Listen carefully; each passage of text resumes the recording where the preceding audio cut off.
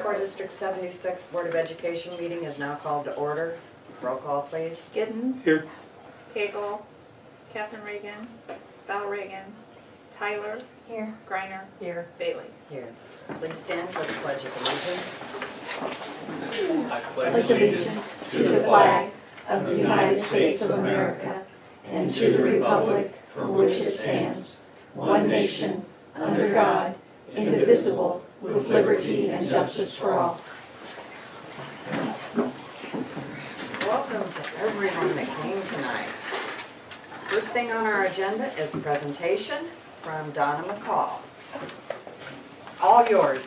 So mine. We do have handouts. Yeah, well, I just have the background information about who I am, and so you can see that some of the districts that I worked with and what some of my expertise is. What I'm looking at doing is working the rest of this school year with reading and helping select the textbook or the series or whatever, so that we can have the district can have a more articulated reading curriculum to follow, and one that's research-based, because being Title I, since 2001, all the materials that a Title I school uses are supposed to be scientifically research evidence-based, which is a fancy word for, it just can't be something we think is a cool idea. It has to be something that's been proven through research to be effective. Also hope to be a resource for ideas like Navigator, which is Navigator. I asked them if they were using Navigator. It's a free part of MAP testing, Tony, and you find out the student score, and it hooks you up to online interventions and teaching and reteaching. So just a lot of those types of resources that I'm very familiar with that I can help teachers with. They can certainly pick my brain. There are a lot of, I really and truly believe that teachers don't need to work harder. I don't think anybody goes into this field hoping that they'll be part of the problem in a kid's life. I really believe that from the bottom of my heart. But I think sometimes we, as teachers, we don't necessarily work smarter. And that's what I hope to help them do, is to not work harder, but to use the research and strategies and resource tools that are out there to help their jobs be easier, and that they'll be more effective with kids that way. Because there's only so many hours in the day, and you have, I studied, one of my degrees is in counseling, and I studied what's called the sandwich generation, where you have that individual who's taking care of their aging parents and taking care of their grandkids, and you get squished in the middle. And a lot of our teachers today, that's the generation they're a part of, is they're trying to take care of dad and being there for grandma and grandpa. And I just recently lost my mom, who had lived with us, and so I experienced that. And I just really felt like it's really, the teaching job is so demanding that how do we make it as easy as possible? How do we give them as much support as we can to do the job that they love doing? Tony and I, Mr. Wilson and I, were talking about, what are the variables that cause where we're at when we look at your scores? And you guys, it's a complicated formula. It isn't just teachers. It isn't just professional development. It isn't just the materials you're using. It isn't just the budget. It isn't just the students or the address they live at.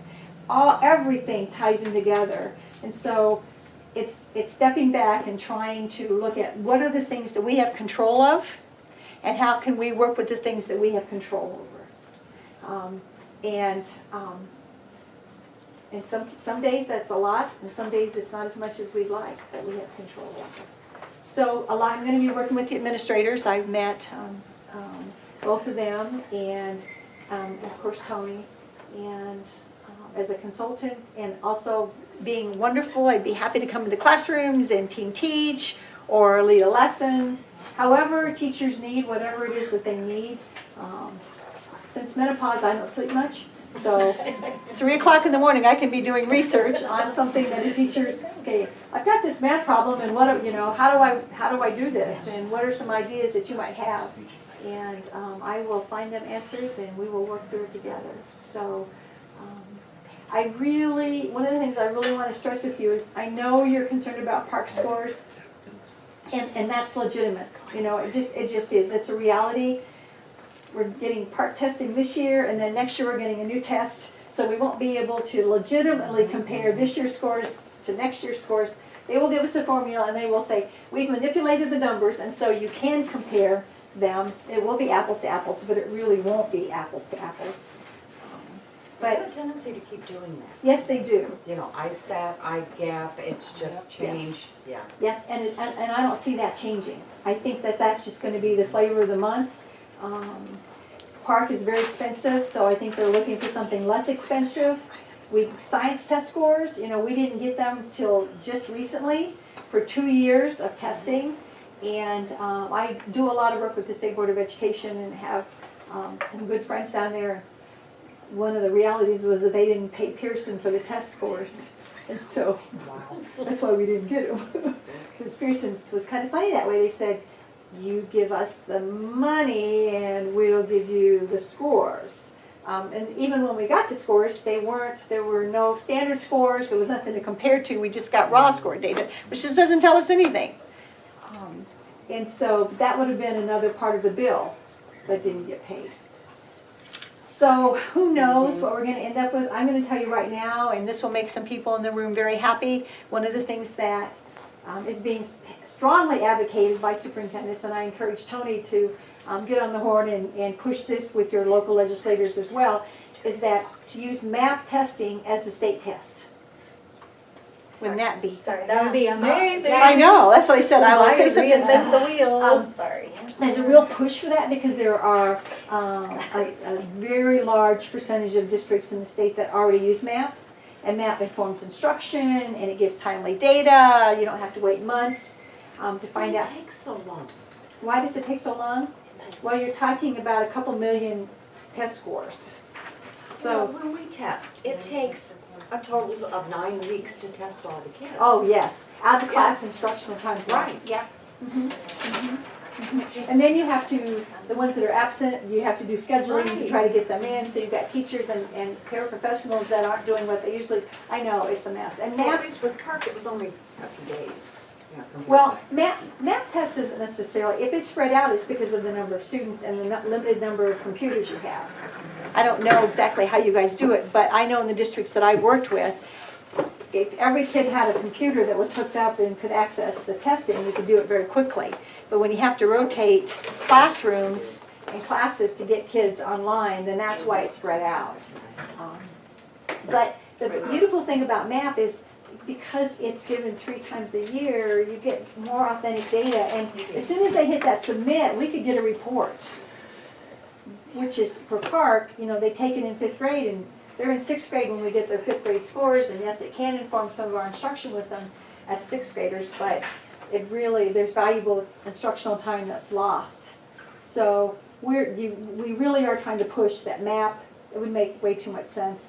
Right now, I keep hearing that they're also leaning towards an Illinois test, which would be created by probably Pearson, since they are the test gurus. Yeah. We just had that years ago. Yes, yes. I will tell you the upside, though, of the Illinois version of a test would be this. And I'm saying this on TV, so I hope this, or on your recording, but the reality is it's kind of like the science test. The science test was a challenge, but it was not a hard test. Because when you create a test for the state of Illinois, you have to create it for the entire state, which also includes CPS, Chicago Public. And so it doesn't tend to be as rigorous as, for example, Park is, because Park is created at the national level, aligned to the national standards. The new test for Illinois will be aligned to the Common Core standards, which we now call the Illinois New Learning Standards, but it would be reflective of what they would hope would happen for the whole state. That would not necessarily be a bad thing.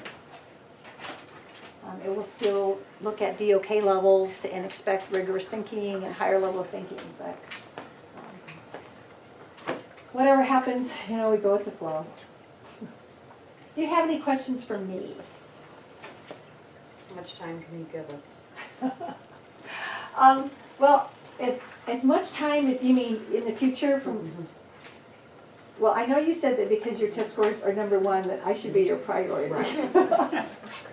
I'm looking at next year being very committed And there's not much time left this year in terms of having access to teachers, although I hope to just be in the building. And I really want to talk to teachers and just find out your ideas and their needs, which I think is more valuable than really anything else. And then helping them work through coming up with the curriculum, the reading series that they want. But next year it will be a more of a priority, obviously. And it'll just depend on how much time the district has, and it'll be allocated towards professional development that way. So you'll be working in both schools? Yes. Mr. Giddens, go ahead. You just touched on it now. Apparently you're aware we're looking at a new ELA series Yes. and getting ready for next school year. Yes. And we haven't got a report back yet. They're not ready for it, I don't think. But I've been looking in the ed report Yes.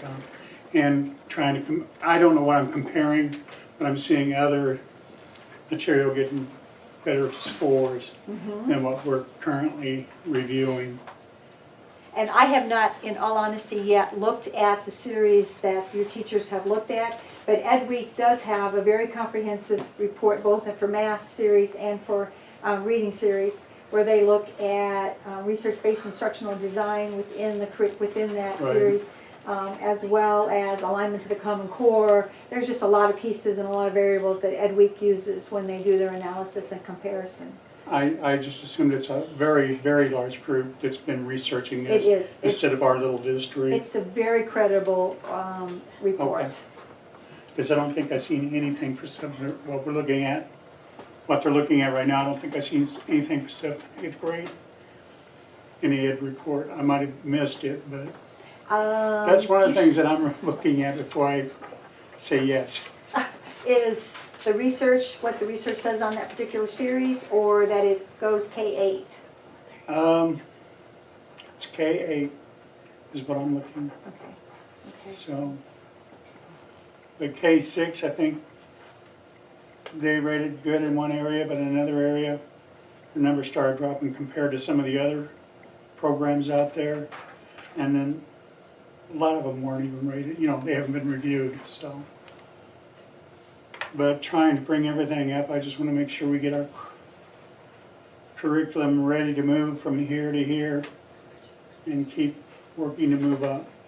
And like I said, I haven't spent any time looking at that. I know that a week or so ago, there was a meeting with the rep. Right. One of the things that sometimes will happen, and you're going to find me to be very blunt. I'm at my age, I'm 63, I've been retired from the university for a couple of years, and I don't really, if I make you mad and you fire me, I'm not really going to cry about that, okay? So I don't play games anymore with information. But I will tell you, as teachers and administrators, that sometimes districts will get one series for like K3 or K5, and then a different series from a different company for additional grades. And I've been doing this a long time, and I'm just going to tell you that that really doesn't work very well. There's a disconnect, or either there's a gap between the two series, or there's an overlap. And overlap probably isn't as big a deal, but the gap becomes a big deal. So if we can't find something that's K-8 or that meets then you really need to kind of step back and maybe not do something or look at in a different direction, because it just doesn't work. To meet the needs of the learners in this district, you're going to need that continuity and consistency and articulation of the curriculum, which means having one publisher or one program that you're looking at, rather than multiple vendors. My concern is, we just got a math series last year. Is it too soon to get an ELA? We aren't giving them much time to No. get used to it. No, you're not. That would be a question to ask the teachers, because it depends upon the math series. If the math series was a huge shift in how they were already teaching math, then that's asking a lot. If it's not, if what they were doing more or less was in the same ballpark with the new series and the new strategies, then they probably would be ready to look at implementing a new series. That would be a conversation to have with the teachers and to find out where they're at. When you're talking K-5 and they're teaching everything, that's just... It's a lot. Yeah, it really is. And then you have just a lot of emotional issues and a lot of needs that go on in a classroom I don't think we have the right to make that decision. I really do think that's a decision that they should be asked to make. Okay. You know, do you think you're ready, or do you need another year? Mrs. Radovich, do you think you're ready, or would you like another year? Third grade is more than ready for a new reading series. Okay. We've already had 2 years, that will be our third year on that math series, Okay, so we're fine. just one opinion, but Yeah, no, good to know. that's exactly right, and I think those, too often boards do make decisions that really should be Up to the teachers. up to the teachers, yeah, because we wouldn't like it if somebody made a decision changing our job and didn't bother to ask us, so, yeah. I'll say one thing Donna mentioned today was professional development. She says, we're gonna go 4-3-2. I said, what's What? 4-3? Four days to have in-service on our new curriculum. I mean, if it's gonna cost this much money to buy, we need them to come in and help us start school. And then I think you said October, 1st of October, have them come again after Christmas, later in the year, second year, have them come in 3 times. Because they're the experts on this series we're gonna buy. And the problem is teachers find what they like to teach it out of it, and then they might be leaving parts of it out. And I think the more teachers can talk, the better. But professional development, 4-3-2. And there was something else she said, but Well, that and was. I told Tony, I said, you get that in the contract for free. You make them throw the professional development language and commitment. You're buying the curriculum, they provide the professional development. And it needs to be sustained over time, not just come in, we'll introduce, and then they walk out the door. And then the other thing is that we really need to negotiate within that contract for special ed teachers to be able to in fact get at either a reduced price or to get it thrown in, so that your special ed teachers have the same resources that the classroom teachers do, rather than trying to cabbage patch the different pieces together to do their jobs and work with students. So both of those, when I do textbook adoptions, those are 2 things that I really hit the reps hard for.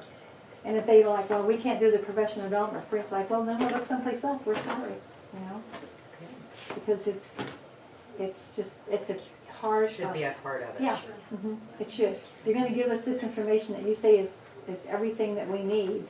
Well, it's gonna fall short if we don't get good training on it. And then follow-up training, because like, as I was telling Tony, that you get that full day training when you get it at the beginning of the year, but you don't know what you don't know. Right. You don't know what questions to ask. So the more you then deal with it with your kids, it's like, well, I'm not sure how I'm supposed to do this, or I'm trying it this way, but it's not working. So then having the rep come back, and through the year, their confidence level will grow, and their questions will get more profound as the year goes on. Social studies, standards you wrote? Well, I had the privilege of working for the State Board of Education, being under contract with the State Board, and I led the work on rewriting the social studies standards that last year were mandated to be implemented. And so I've done a lot of work, especially up in the burbs, with social studies teachers. The new social studies standards, at the elementary level, we went with less. I don't know if you guys have spent any time looking at them, but they're very thematic based. My K-5 people that were on the committee, I kept saying to them, less is more, less is more. Line this up to the ELA curriculum, and it will get taught, rather than looking at it as a separate social studies or history curriculum. The junior high and high school, it really required, especially the junior high, the teaching kids, the new standards require us to teach kids to think. And that's a novel idea. It's sad that it's a novel idea. Rather than just do history, one of the aspects is to actually think like a historian. And the interesting thing about being a historian is they're full of questions. It's not answers. It's, okay, you say Abraham Lincoln wrote this. Well, what evidence do we have? Does it match up to his signature? What about the time period the letter was addressed? Was he president? You know, it's one question after another, after another, after another. It's not about memorizing February 12th. It's not about specific dates. It's looking at concepts. So, for example, if you teach the concept of conflict, well, that covers a lot of history. One of the things I started my meetings with this room of about 75 historians or social studies teachers, and I said, you know, if I had my way, we wouldn't teach social studies. And then Rue inhaled at the same time. They're like, they said, and here's why. We teach social studies supposedly so that we don't repeat the mistakes we made in the past, right?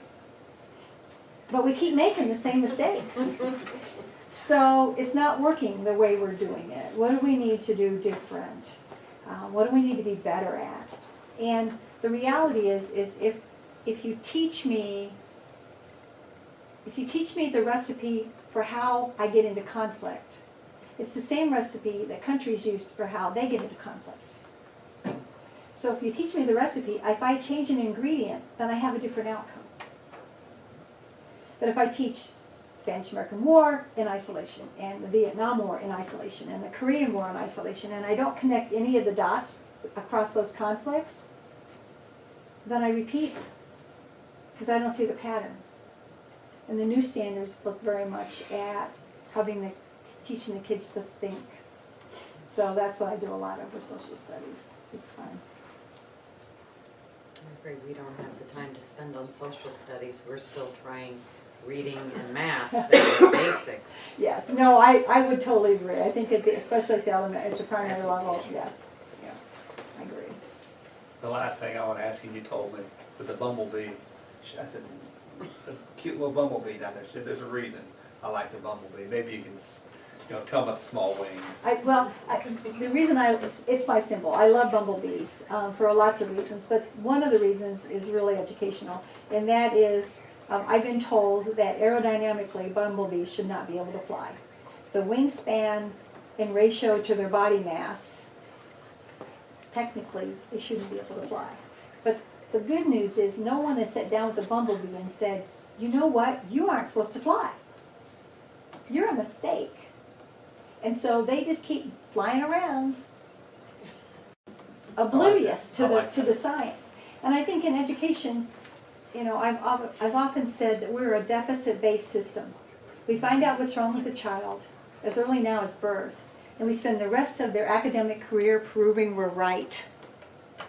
Instead of looking at what kids can do and building on strengths and celebrating those strengths, it's all about what's wrong, what's wrong, what's wrong.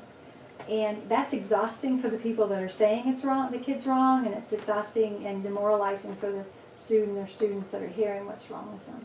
So bumblebees, which are important to the ecosystem, fortunately nobody's told them that they can't do math or they can't fly. So they just keep flying. It's very good. Yeah, and I do. I love bumblebees for that reason. Any questions from the audience? Teachers? Administrators? Well, I look forward to working with you guys and your staff and the administrative team, and it will be a 5-year plan. At some point in the next 6 months, you will get a 5-year plan laying things out and where we hope to be in 5 years. That's not saying that I will be a part of your life for 5 years, but if we don't know, maybe. but the changes, it's one step at a time. I told Tony, I said, it's like, how do you eat an elephant? Well, in this case, for a lot of schools right now, it's a herd of elephants. And the first thing you do is isolate one, and then it's one bite at a time. But we need that 5-year plan, where we're going to be in 5 years, and so that we're working towards something, and not just year to year or month to month. Throwing things out there at the Yeah, problem. yeah, And that's what you're trying to fix it. yeah. Great. Thanks, guys. Have a safe trip. You are. I will. I'm off to work with another district. That's what we're already doing. So you're gonna have your 2 favorite customers right here. I hope so. I hope so. All right.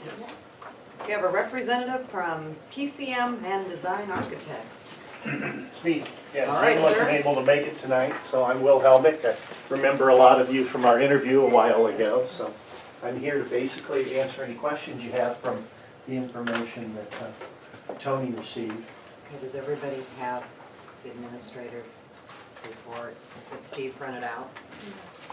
No? Costs?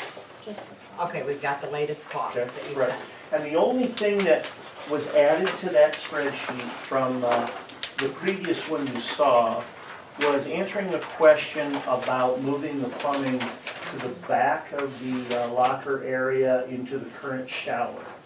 And we've shown that on here as alternate bid number 5, alternate number 5 at the bottom. Okay. So you're seeing that's about $23,000. It's actually more work than that, but if we do that alternate, then we don't need to do alternate bid number 1, which is the larger wall opening. Right. And we would have to do the floor abatement, which is alternate number 2. So that number adds into that total. Because you'd have to cut up the floor to add some drainage. Sure. Okay, but then go back to your base flooring. Wouldn't Right. that amount go up? Wouldn't that increase? I believe that the additional flooring is included in, I will verify this, but it's included in the abatement flooring. Okay. I will confirm that. That would make sense, wouldn't it?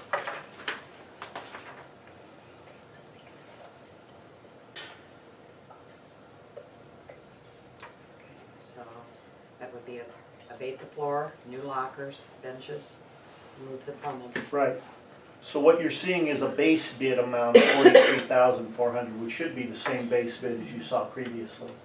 And then by the time you add up the alternates, you get to either base plus alternate of 1, 2, 3, and 4, or at the very bottom of the page, or base plus alternates 2, 3, 4, and 5, and you see the two totals there. One thing that we do often on projects like this is we bid alternate bids so that, you know, these are estimates, they could be off by 10% one way or the other. We hope they're not. So by putting a smaller base bid package together, like, you know, the base bid number of $43,400, then we can spend as we see fit or as we have money to do.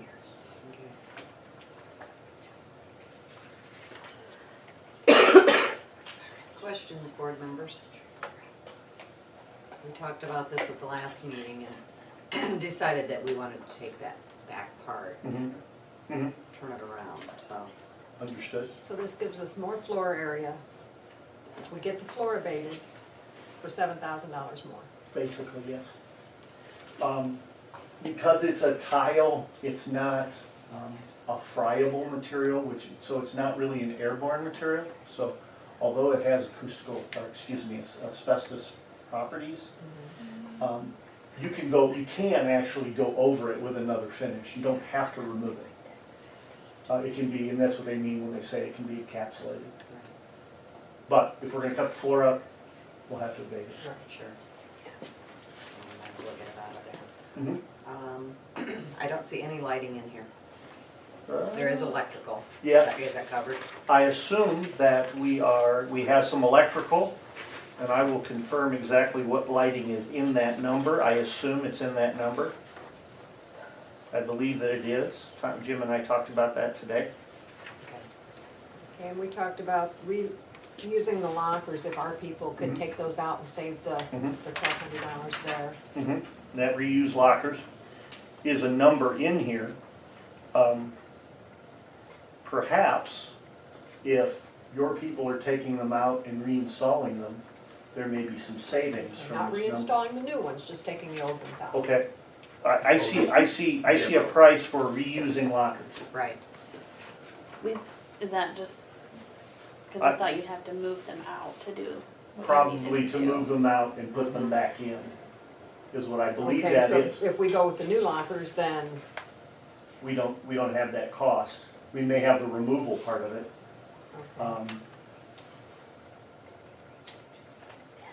And it may be that if you say you want to reuse those lockers, it No. may be that. no, we No, don't okay. want to. Then I don't think any of us want to use those lockers. Okay, okay. That's why I'm saying if our people could take them out, dispose of them, Okay. then would that take some money off of That the may cost? then they do that if there's a price in here to do that, sure.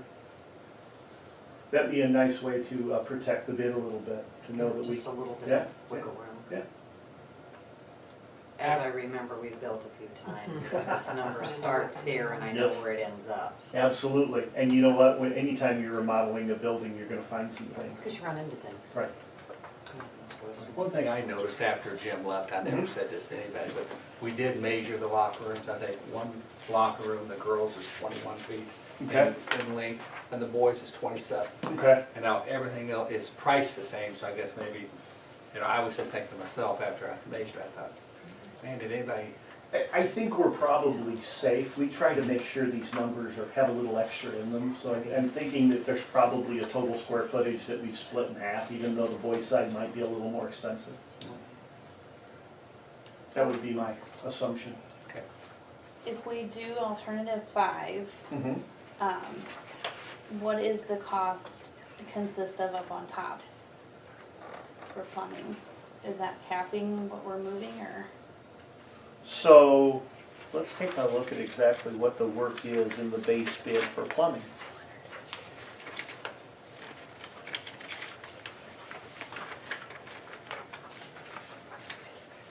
So we're, even in the base bid, we're demoing the front bathroom and doing some work there.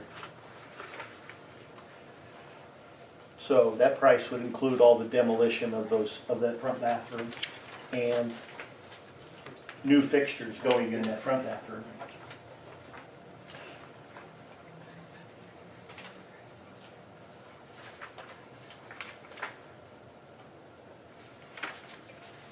I have the pictures if that helps anybody. Will, I thought in Jim's email, Okay? Jim had reference on the plumbing costs. Yep. That a new drain was gonna have to be Right, cut in, right. so that would probably be is that a significant, That's task? that's part of that alternate bid number 5. Okay, And really the reason that number's about It's all the pictures. $22,000. Mhm. We're having to cut up the floor to add that drain to get it to the back of the room. But that plumbing cost is to remodel those front bathrooms in each of boys and girls areas. the girls' lockers are a lot better shape than boys. We're not looking at keeping the girls or, Do it for the boys, you're Boys gonna can do it do for it the for girls girls. to be safe. We've got another project signed like that. Mr. Johnson, have you heard anything from the custodians about a smell in the locker room? It used to come up through the drain. yes. Okay, so it's still there. Still there, not, I don't think it's as significant as it had been, as far as the strength of the odor, Okay. but we do detect an odor occasionally, yes. So is that what you're talking about, the pipe that needs to be dug down, or no? Well, typically a floor drainage pipe for a shower, which is what those rooms are now, might be somewhat smaller than it would be for a cover. So that's really, it's the older pipe plus it's a larger pipe for Is a this toilet. gonna get rid of it regardless? I guess Well, that's my what I would, I can't tell you what the problem is because I'm not familiar with it. Sometimes you get, and you guys know this as well as I do, sometimes you get that scent for a trap that's dried out, but, so oftentimes a plumber, or excuse me, your staff will pour an extra bucket of water down that drain to fill that, so usually that's a pretty common thing that you would do. When we're doing this work, we'd certainly be able to take a look and see if we can figure out where that problem is. That's what I would think. That would help us at least investigate. Because that's where the bathrooms are going, Right. correct? There. Back in there. Right. So that would need to be eliminated. Sure. If that's the problem, is it the shower room we're talking about? Preliminary, do you Yes. think, primarily, or? I think so. Yeah, So that So would, then if they've yeah. gotta put a bigger line in that area anyway, I would think. that's it what I was we thinking. would, and we when would you said cap the that. others. I misunderstood. I guess I Okay. didn't understand we were talking about the shower rooms. Yeah, I think that's where the smell is That coming should, from. that It's should, been way should back. solve your problem, I would hope, yeah. All right, Mr. Giddens, any questions? No question. one last question I have is, the skylights, are they on here somewhere? Looks like they're capped right now, there's no light coming in Right. those areas. So, we're not doing anything with them. No, there wasn't They've any. been, other- well, Oh, yeah, and- there's, you see something in the photograph, it looks to me like maybe they roofed over the top of them at one point. They put it, They probably did. they're dark now. Yeah. So, no changes to the ceiling at all in this? Other than just, That's a concern to me. I think we want that ceiling, make them And then- well, we'll certainly be painting up there, but, you know, I'll have to check and see what lighting they have in that project. They talked about maybe drywall over it, make it all low. Mhm. Just gonna make it lower all over, because it drops down, right? The ceiling's lower in there, yes, than the hallway.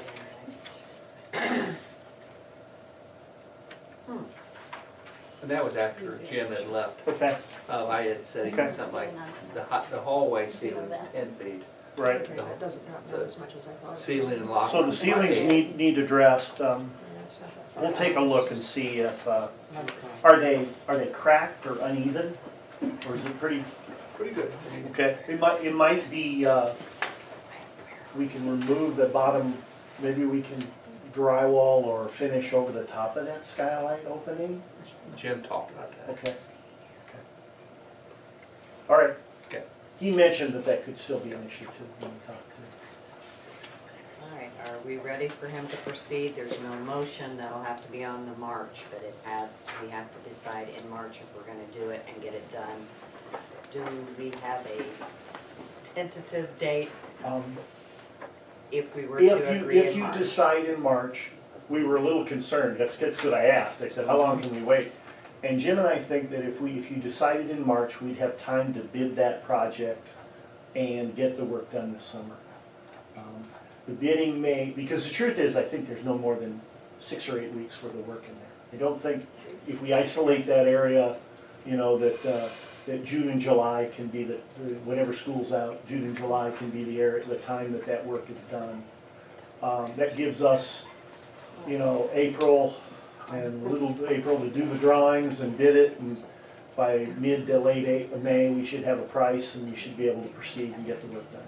June, July. So if you decide in March, if you can decide now, fantastic. If you decide in March, There's that's really still only good. 4 of us here tonight, and Oh, okay. and it's not on the Sure. agenda, and Ah. I'm not ready to commit that much. I got it, okay, But, yeah, March is fine, um, should still work for us, I will get a consensus for you to proceed, right? yes? Mr. Giddens? With which I'm alternative, is that sorry. what you're Yes. asking? I am asking. I already had my mind made up, so. I did too, I don't know if it's the same. But it may not have been the same. Okay, Mr. Ask me, Giddens? I'm ready. Okay, Mrs. Greiner's ready. I Which would one? go with the base and alternate 2, 3, 4, and 5, Yep, as presented. The last one. If you're gonna do it right. right, Exactly. Okay, you've got consensus of the 4 board members here to proceed. we will proceed with the design. We need the That design, that we're helps gonna us. need a money amount, an approximate. Yeah, we haven't talked about fee yet, have we? No. We're gonna need We'll get everything you- by we'll get that March Yep, we will meeting. we'll get you a proposal for that March meeting, no problem. All right, Mhm. that's all I needed then. Is that, what is that March date? 22nd, we moved it. March 22nd. Yes. So it'll be And the you only probably meeting want we have. that, you probably need that, what, how far in advance? At least a week. A week? No problem. So you can distribute Tuesday it. for the meeting, be good. 2 weeks? Tuesday, just 1 week. 1 week? Tuesday. Great. Oh, it's a Thursday though. No problem. 1 week. A week. Week. All right, Great, thank you. Thank you. I'm sure we'll be seeing you again. Yeah. Or Jim. Or just, Okay, worked out all right for you? Okay, from what I've experienced in the past, if they say June or July, it will be August or September, if you're lucky. Just want to throw that out there, no matter how small or, They can't dress for June? Oh, well. right, Or they can it's, dress in another bathroom. It's not like it is for classroom or. it might present some problems with the cleaning department this year, but we'll just have to work around it. It's 2 rooms. It's 2 rooms. All right, You didn't want to do it long enough. One hallway. one hallway, yeah, and we could even, that hallway's kind of hard to go around, isn't it? They go to the gym. Go through the gym. They'll figure out something. We can take a look, no problem. Hopefully the day won't. All right, moving on the agenda. Mrs. Turner, you want to start, or Mrs. Bullard? Or you want to do it together? I think Mr. McCormick's gonna start, and Okay. then I'll follow, we'll follow. Okay, very good. He's gonna I'm here. introduce, I'm here for his backup because he might need help. Okay.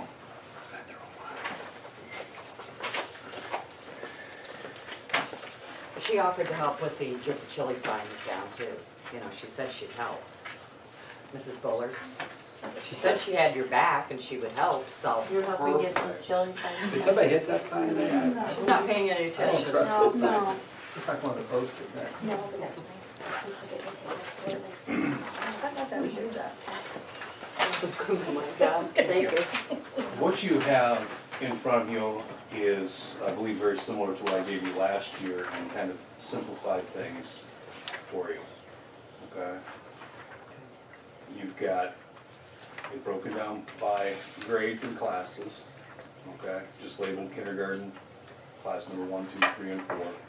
The number of students that took the test for reading and then for math.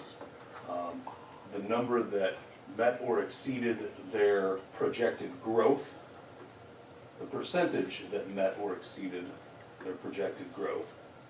So if you're looking at that first line, 23 students took it, 10 either met or exceeded their projected growth, which is 43.5%. And then the percentage of projected growth is a little bit different number, okay? If you look at that classroom as a whole, and let's say there were 20 students in there and they were all supposed to improve by 10 points. It's individualized, that's not the case, but I'm using round numbers for my sake. That classroom should have improved 200 points, 20 kids, 10 points apiece. Overall, that classroom improved 108%, which means they improved 216 points, or 17 points, whatever the math works out to be. So that percentage of projected growth looks at the class as a whole as to how many points they gained over what the class should have gained.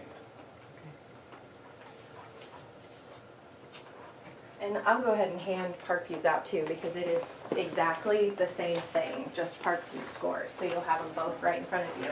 The only difference is mine is not broken down into classrooms. It's broken into grade levels.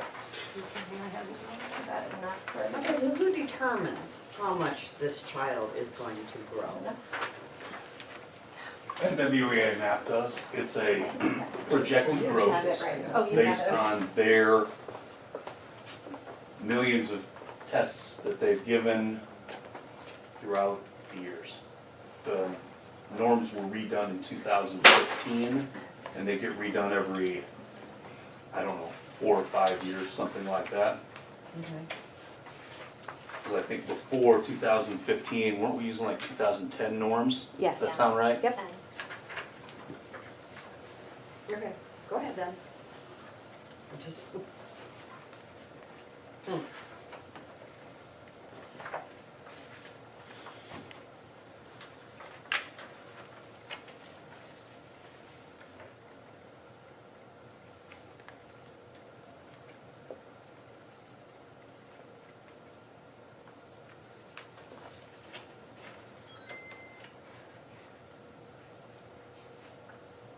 There's another report out there that shows Winter Grove.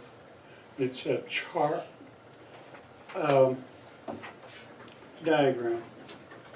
Okay, it'll show us, I've seen the chart in the manual, the teacher's manual for math or something like that.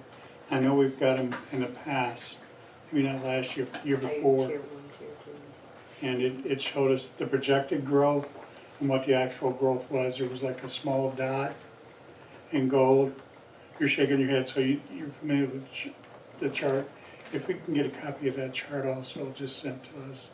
Is that by student though? No. Okay, I was There's one- thinking of something It's a different. district-wide, but I didn't, It's by grade level, and I believe it's one of those ones that's only available, you know, like when you can do the, like fall to spring. Okay. So we wouldn't. Because some reports you can only do yeah, this at one I don't certain think's ready times. till March 1st or something. I was surprised getting this report this early. But The window, I think, is still open, right? So that report's not available until the spring's done. Correct. Spring window's done. Right, till the spring window's down, correct. And I think that's supposed to be the end of February. Okay, Nick, go back and explain third grade the first ring. You know what? I looked at those as I was putting these numbers on the spreadsheet and I said, wow. Yeah. I said, something really seems off here, okay? And so that's where Becky comes in. And I said, boy, did you see these numbers? And she said, let me take a look at them. And we went through them. Well, I don't remember the exact number, but it was 10 or 12 kids are already above where they should be at the end of the year. Okay.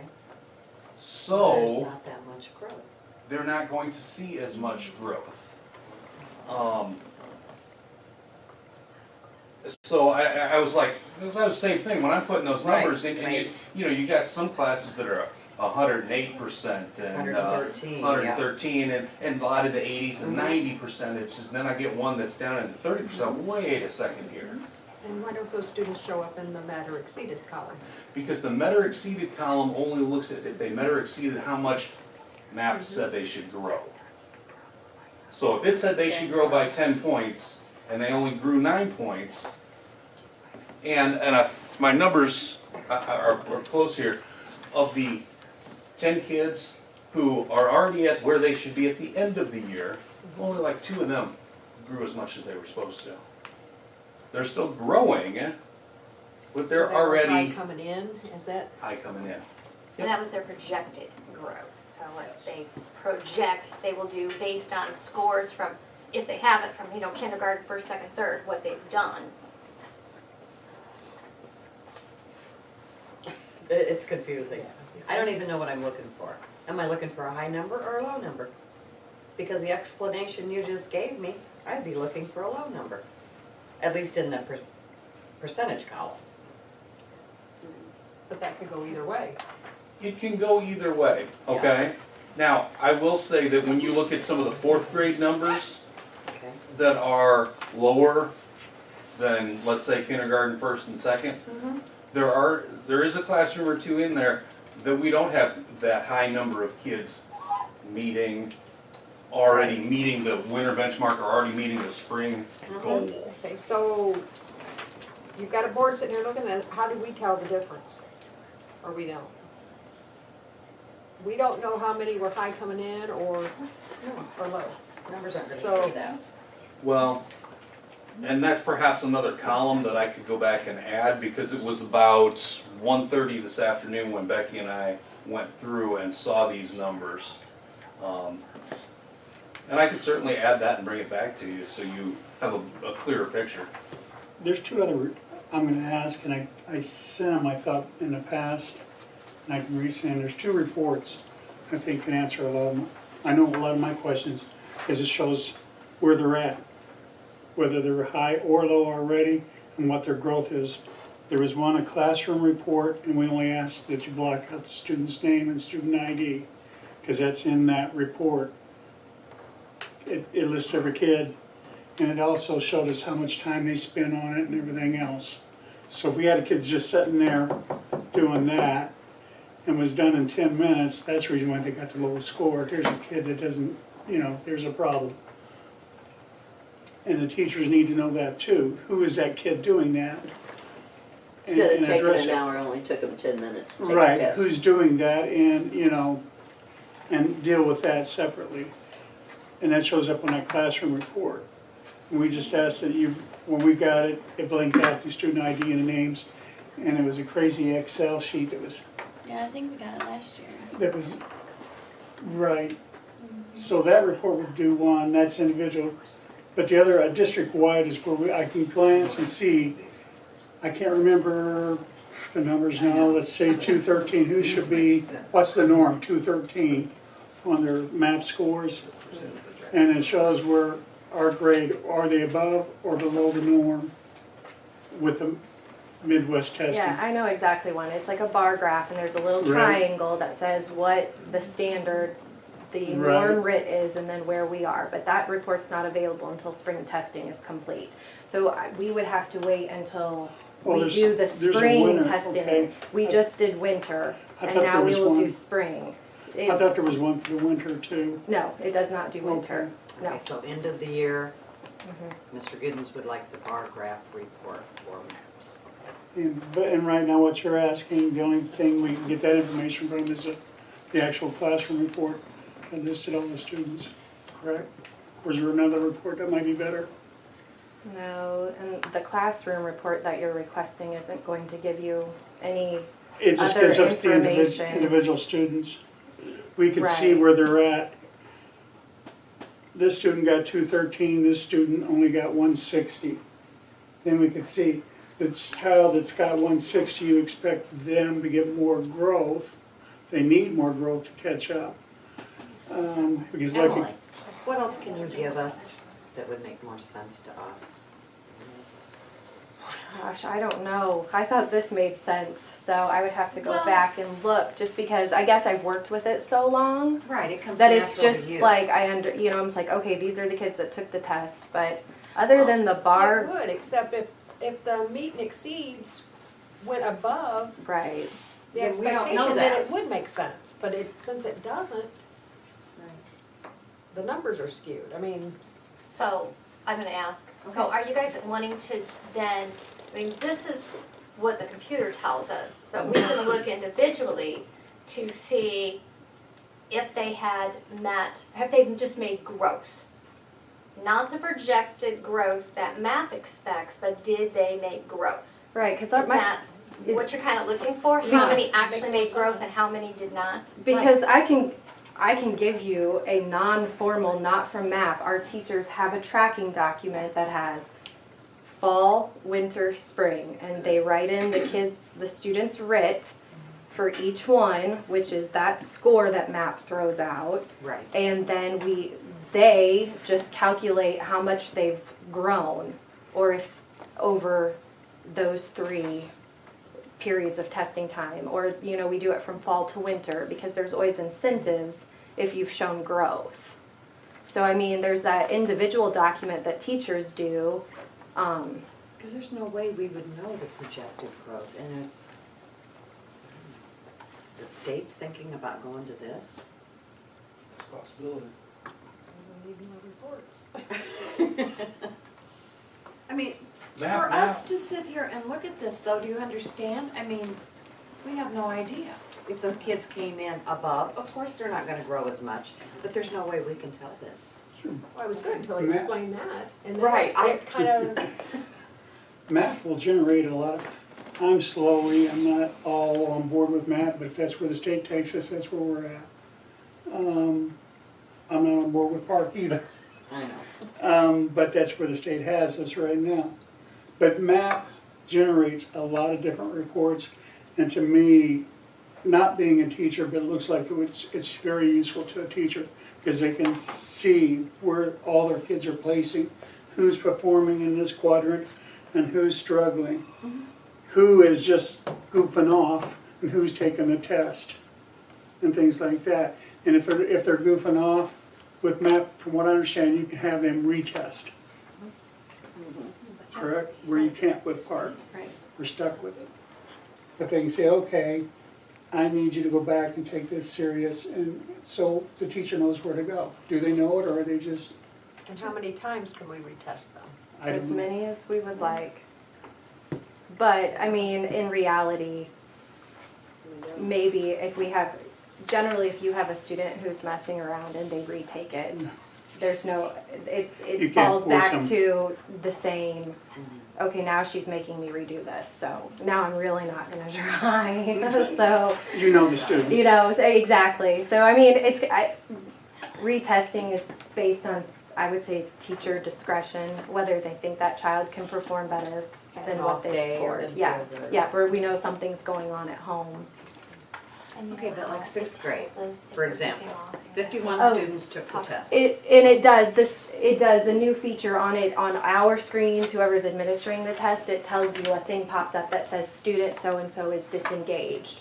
And so you know that they've A, been clicking through answers, or they've just been sitting there doing nothing. So then that prompts us to get up and go, either, get up, do like a brain break, go get a drink, or, something to get them motivated to get going again. Thank you.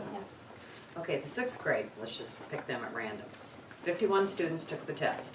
Yes. 21 met or exceeded. Right. But then we get into the projected. Right. So what is this telling me? We have 30 students that are above? Well, I guess what I like to, basically that percent of projected growth to me, I just don't really look. I look at more of like, okay, we had 51 students, they took the test, we had 21 students who met or exceeded based on the MAP standards. Okay. So that put us at 41% of our students at 6th grade were meeting or exceeding standards. Okay. But again, you go back to that. So what if we had a student who was already above? So I'm just going to give you an example. I know a lot of some of our 8th graders will start out really high. I mean, like 20 points above the norm. But then they come back and they take it in the winter and they're still above the norm, but they go down 5 points. So now they've gone 5 below where they scored. So, but they're still, so it's showing that they didn't grow, but yet they're still above the norm. So unfortunately, yes, like Mr. McCormick said, we could go in and we could add a column that says, we could basically just show a number of students who showed growth, whether it was to MAPS norms or not, if that would be helpful. Does that make sense? No. So we could have another column of, Well, we could, we could redo the chart, and we could have here's how many took it, here's Yeah. how many showed growth, yeah, period, growth. just simple, And yeah. then a third column for, here's how many are at or above where they're supposed to be at this point in That would be time. good. Yes. So Okay. we'll just go back and put in, here's who took the test, here's how many who showed growth, and then do the column of these are the students out of that group who are met or exceeded the RIT, the Yep, score. who are at, Yes, is that, at or okay, above where they're supposed okay. to be. Yep, So just in, maybe that'll be simpler. Gotta make it simple for us. The part we don't I understand. could have handed you the Yes. 60 pages that all this information came from.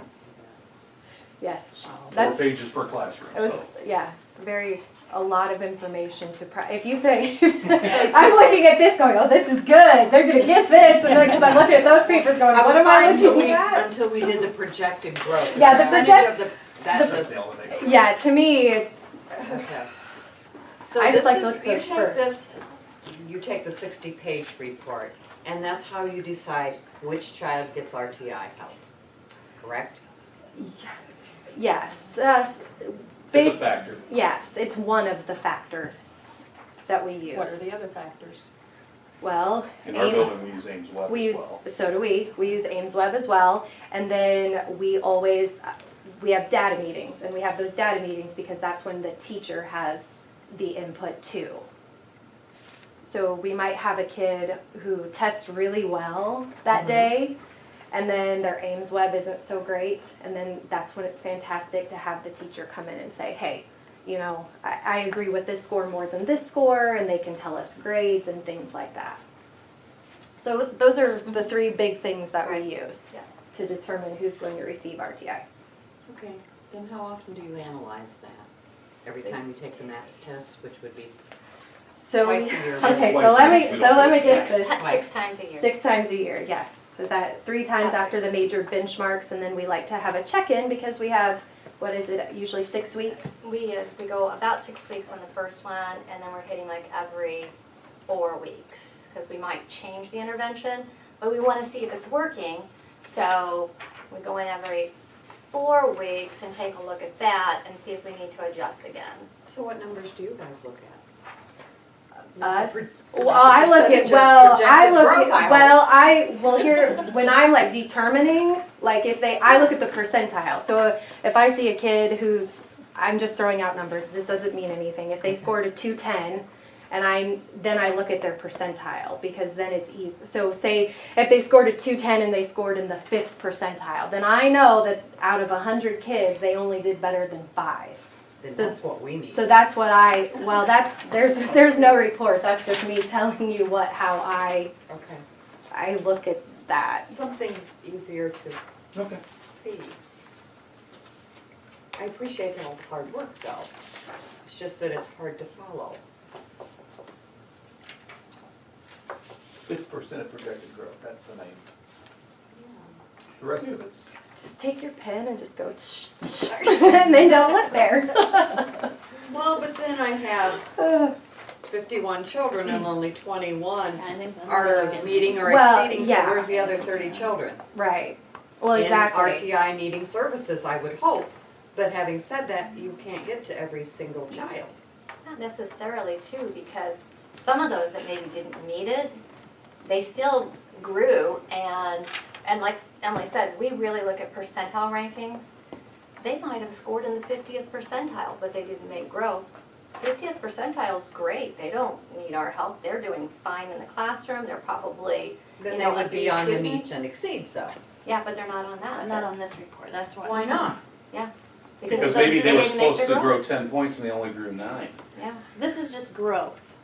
So we're not actually We looking need at actual- meets and exceeds. Well, and these are your norms. I mean, this is what's coming from MAP testing. Mhm. They're saying this is where your kids should be scoring. I mean, so if you want, a more informal document, then we can put, that together just to kind of tell you, okay, well, out of those 61 kids, this is how many actually grew, but based on the norms, the 35 were the only that met where they were supposed to be. Okay, all those questions comes back to Val. When we get the test results from Park, and we're on the bottom of the barrel, but yet we get MAPS reports and say, yes, they're growing. That's kind of where some of this questioning is coming from. We need to see why. Okay? Okay. Mr. Giddens? I'm just, why MAP's growing on me is you get it 3 times and you can get a report at the end of the class period. And whenever the teacher gets a chance, they can go through and look at where the problems are or whatever.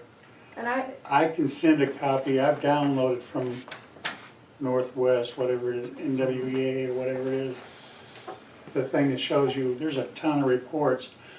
There's about 10 reports that they recommend every teacher have in their classroom. our teachers all have access. They Right. have their own password to log in. And we give them out. But I mean, they recommend, but I can send copies of what is available and you can look at it and say, I can also show, I think the current RIT scores that they're going by, the norms, is still 2015 is the most recent. Back in the spring, somebody gave us a report with the RIT scores. Right. I could even follow those pretty well. I think this percentage is just, But isn't that because it was after the spring testing? I'm sure it I mean- was, I'm sure it was. So I can either wait for that or make them redo these. Well, you know what, I don't think it'll be that bad to redo what we talked about, and then we'll also provide that in the spring, once that testing is done. That's probably maybe late May, but Yeah, probably more likely early June. thank you. thank you for the report.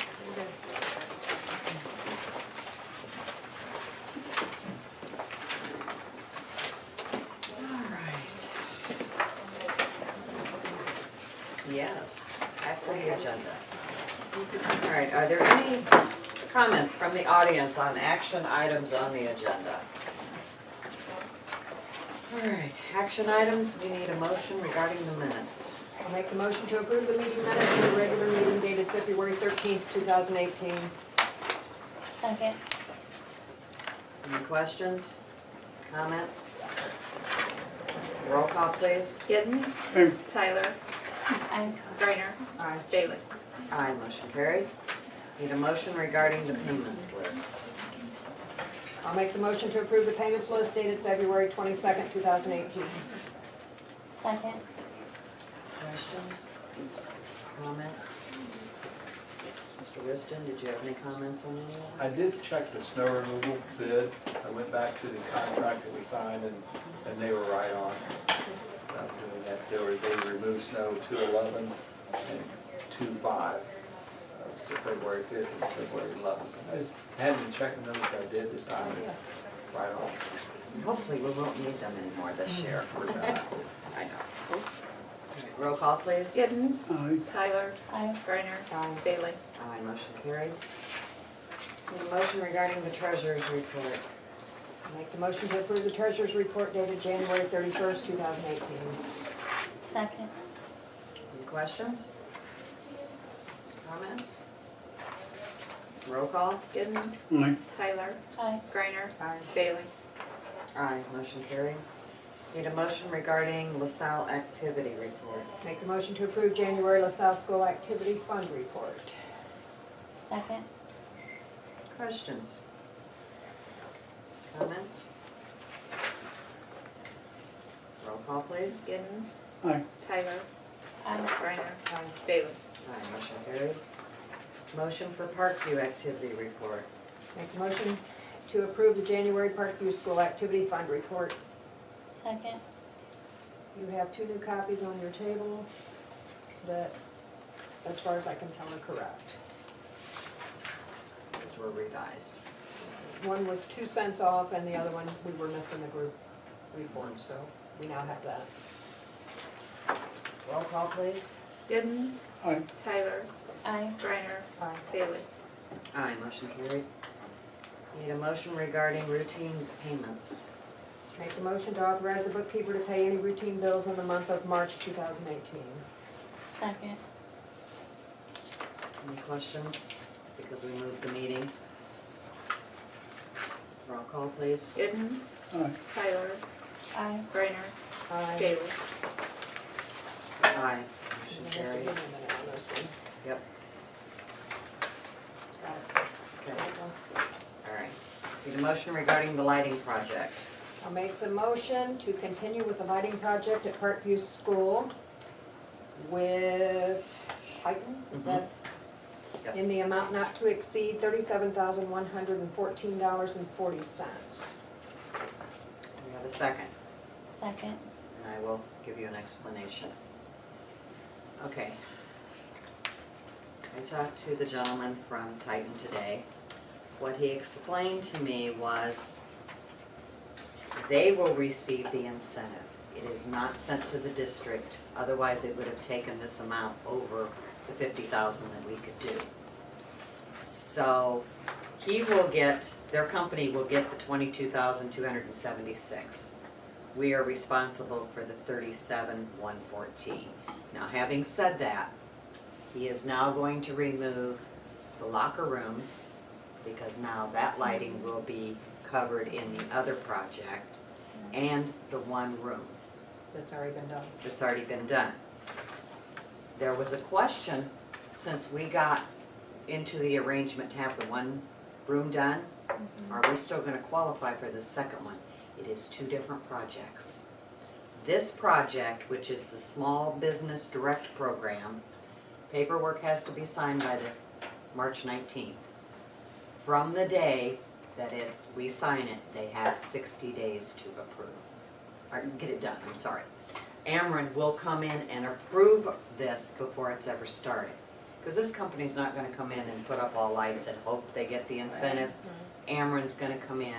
He said it would be for approximately 45 days after we sign the agreement. Ameren will come in, make sure that they get their incentive, and then he has 60 days to finish that work. And we're still entitled to get, well, I guess we probably wouldn't get the incentive on the other room. The company Yeah, that did it would? They said that we would. Okay, that's a different one, I didn't From ask what I him because he remember. probably doesn't know. When they talked about doing the one Yeah. room, It they would said that would qualify, qualify. So Right. we should get that back. Or Because they it's would. no, it's a different kind of, Or incentive, okay, I think it's a different kind of. okay. So it will be pre-approved before they start. I did ask how the lights go in, and he told me zip screwed. And so they are guaranteed for 5 years, the light bulbs, but if they were to go out, it would cost approximately $30 a driver. A driver, is that at the whole unit to go up? Because that's what, I think you're gonna have to replace it if it all A goes. whole little lighting tube. A little lighting tube. One thing isn't gonna go out, I think the whole thing will go out. Right, and then you could just get a whole Mhm. new fixture and put up Right, there. and that's Okay. approximately $30, but they're guaranteed for 5 years. And if we need him, he'll be available tonight for a phone call. So if you've got any questions that I didn't ask him, we'll call him. What do you guys think? It's a lot of money. Okay, they're gonna cover the remaining classrooms, the hall, all the hallways, restrooms. I was trying All to the take drop out, ceilings. right, I was trying to take out last night to get us under the 50,000. Right. And once he explained it, then I quit trying to. I think it's everything, cafeteria, everything. I didn't ask what was supposed to go in the hallway, but this, whatever Mr. Whiston sent us in email should tell you, I right? think the same thing goes in the hallway. He put the tubes in to let us see what it would look like with LED lights in it. That's why the tubes are in there. Oh, All new lights in the hallway. But we would all, I think they would He's all not- look like Mrs. Conway, or well, Strasser's room. Right. That's narrow. Yeah, the narrow strip. I would have liked to seen the frosted cover. I seen, this is risky. I seen a light like we seen in the classroom, Mrs. Connor's room, okay? With the covers. Now with the covers on those lights, it looked just exactly like these. Mrs. Connor, it had the LED strip, just like what we seen. okay. But once they slapped on the cover, it looked like one of these, but brighter. And I took a couple of You're pictures saying of it. brighter? They look brighter? The whole thing was bright, it wasn't, Well, we got this in email, so I'm assuming that's the cover. That's definitely covered. Do we know if they did the loom test and all like, to make sure what the lighting will be in there when they're done? Like the first company I don't did? think the so. light, but it looked like that, not a fluorescent tube. That's a little strips up above it. And once they close the cover, 2-inch light. Well, I mean, normally they come And in it and they lit do a up the loom whole test room, to you know. see. it's just my camera's pointed right at. Right. That's it, Randy. Turn it around. I was pointing right at the, it looks like two tubes, but it actually looked like these lights right here. But the whole thing was solid white here. It didn't look like a tube inside. Okay. And if you move it to the side, it's just that row of LEDs. But once they close this cover up on them, that whole thing was white. More like that one, right? Where's that You taking? can move it back. I was in Champaign today and noticed the lights hanging there. It just looks like plain old lights. Yeah, I don't care what they look like as long as they're, it's they gonna light light it up up. brighter, And, yeah. And last longer, so not gonna be changing as often. and this will save us some money because they don't have the repairs to do from taking down the other fixtures. There's the lights inside, right? It's just a row of LEDs, just like in there. Made it look like a whole, that whole thing was white. Because that first room now, we're gonna have to go in there and patch the holes and repaint the ceiling. Right, we won't have to do that. And you wouldn't have to do that with this. It looked a lot better than I envisioned before I went over and looked at it. Yeah, there's more labor and everything else to get that first one back. Is it going to make our children do better on the maps testing? They left on. I'm asking for it. As much as anything else. Okay. They're not in the dark dingy room. Right, right. Atmosphere? All right. Any other questions? Got a motion on the table to approve the lighting project not to exceed $37,114.40. How about if we add omitting Omitting the locker room and Classroom. one classroom. Do we know what number classroom that is? What do we call that classroom? conference room. Conference room. Okay, Yes, we can make that revision on it. okay, well, just to make sure, that covers Not a bad everything. Are you ready? Ready? Okay, roll call. Giddens, Aye. Tyler, Aye. Griner, Aye. Bailey. Aye. Not 100%, but enough. Motion carried. Need a motion regarding the school calendar. I'll make the motion to approve the 2018-2019 public school calendar as presented. Second. Okay, Mr. Whiston. Looks good. I know Stephanie worked on this. We do line up with East Peoria High School, major vacations, Christmas, spring break, Christmas break. Basically, we're just following East Peoria. Except for the start date. Start date was different. That's right. Two institutes Forgot. are gonna be 16 and 17 for us. For them, it's gonna be on Monday, Tuesday, which would be 13, 14. They always start a little sooner. That's fine, let 'em. It follows East Peoria, except for one sick day. Our sick day are days, there's one sick day, ours is different than theirs, because they're taking one right when they get back from break, Oh, okay. from Christmas break. And we've got the end of the year covered? Yep. I looked at the other one, I didn't look at it again. Looks good. Good job. All right, any other questions? The roll call, please. Giddens, Aye.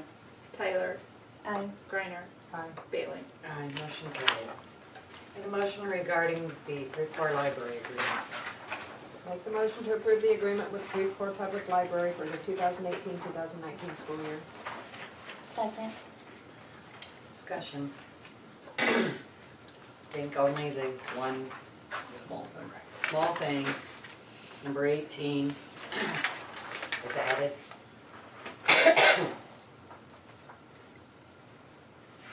Same price as last year. Yeah, Yep. okay.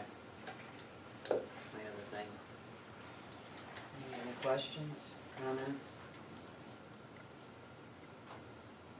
Roll call, please. Giddens, Aye. Tyler, Aye. Griner, Aye. Bailey. Aye, motion carried. Need a motion regarding the unrun insurance.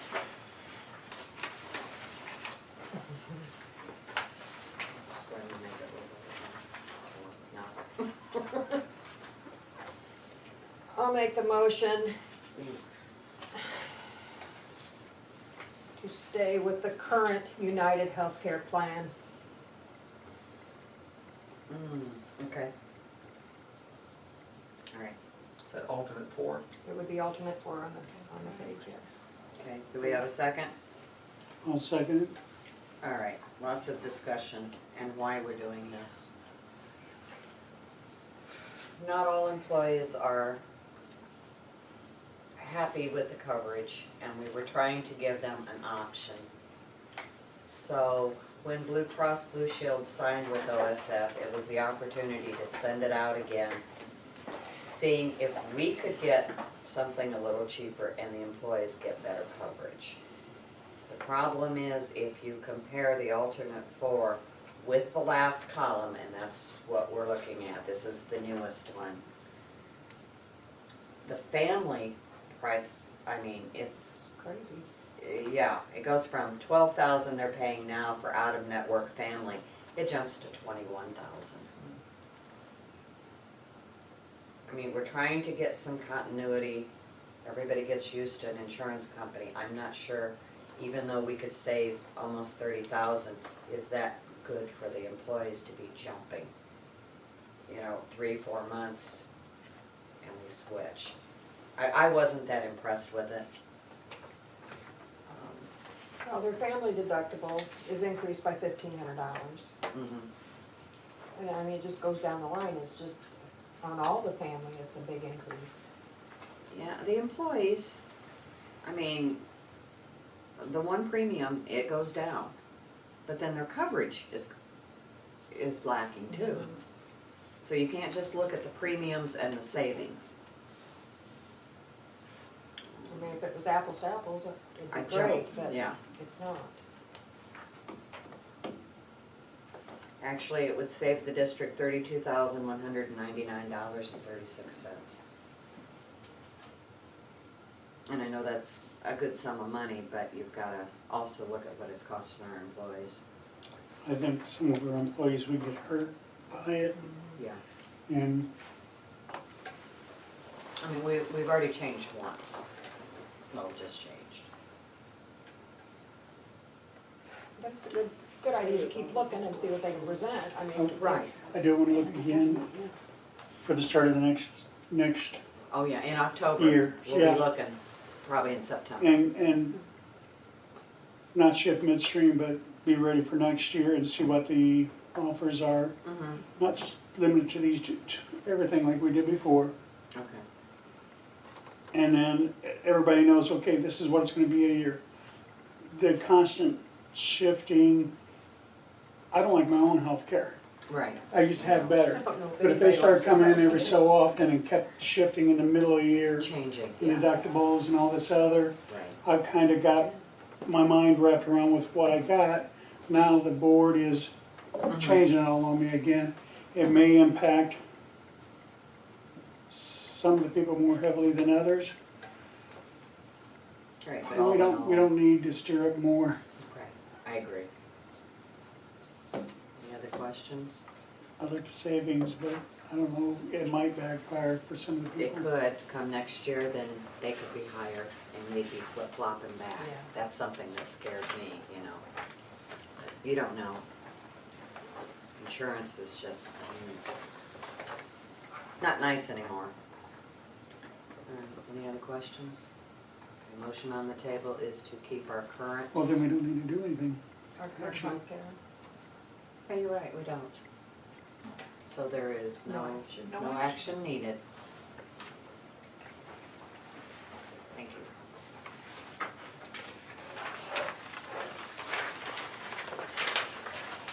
I guess that's if we all agree.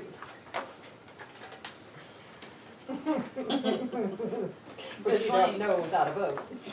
I'll take a consensus. Do you want to stay or change, Mr. Giddens? Stay with what we have or change insurance? Stay, I don't like it, but Better than it's consistent. Tyler. Mrs. Creighton? Stay, it was just a Okay. point made that It was that I you're assumed. assuming. Yeah, okay. What do we want to do with policy 4.180? Mr. Giddens? Let's go ahead and table that till Valerie's back. Okay, make a motion to table. Table or no action? 4.180. I'll make a motion to approve to table the adoption of policy 4.180, epidemic preparedness. Okay, do we have a second? I'll second. Okay, roll call. Giddens. Aye. Tyler. Aye. Griner. Aye. Bailey. Aye, motion carried. How about the AP? I'll make the motion to table the administrative procedures 4:180 AP1.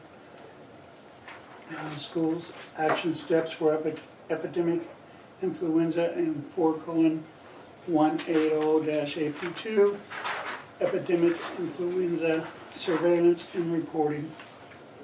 Okay, do we have a second? Second.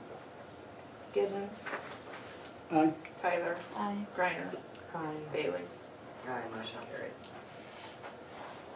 Motion for an agreement with Stratus. I make a motion to approve the 3-year agreement with Stratus Networks. Second. Questions? Looks like it's going up quite a bit. It was the same cost. I thought we were paying 500 a month. This says 655. I believe Shelley told me when they're the same cost, there's no change. $9.95 reoccurring charges $9.95.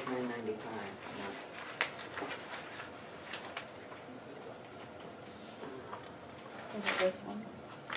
So you've got 2 of them in there, which one? What is it? 500. Yeah, it's $500 in the bills, that's, something's not, Okay, which one have we got? we've got 2 different ones, I don't know.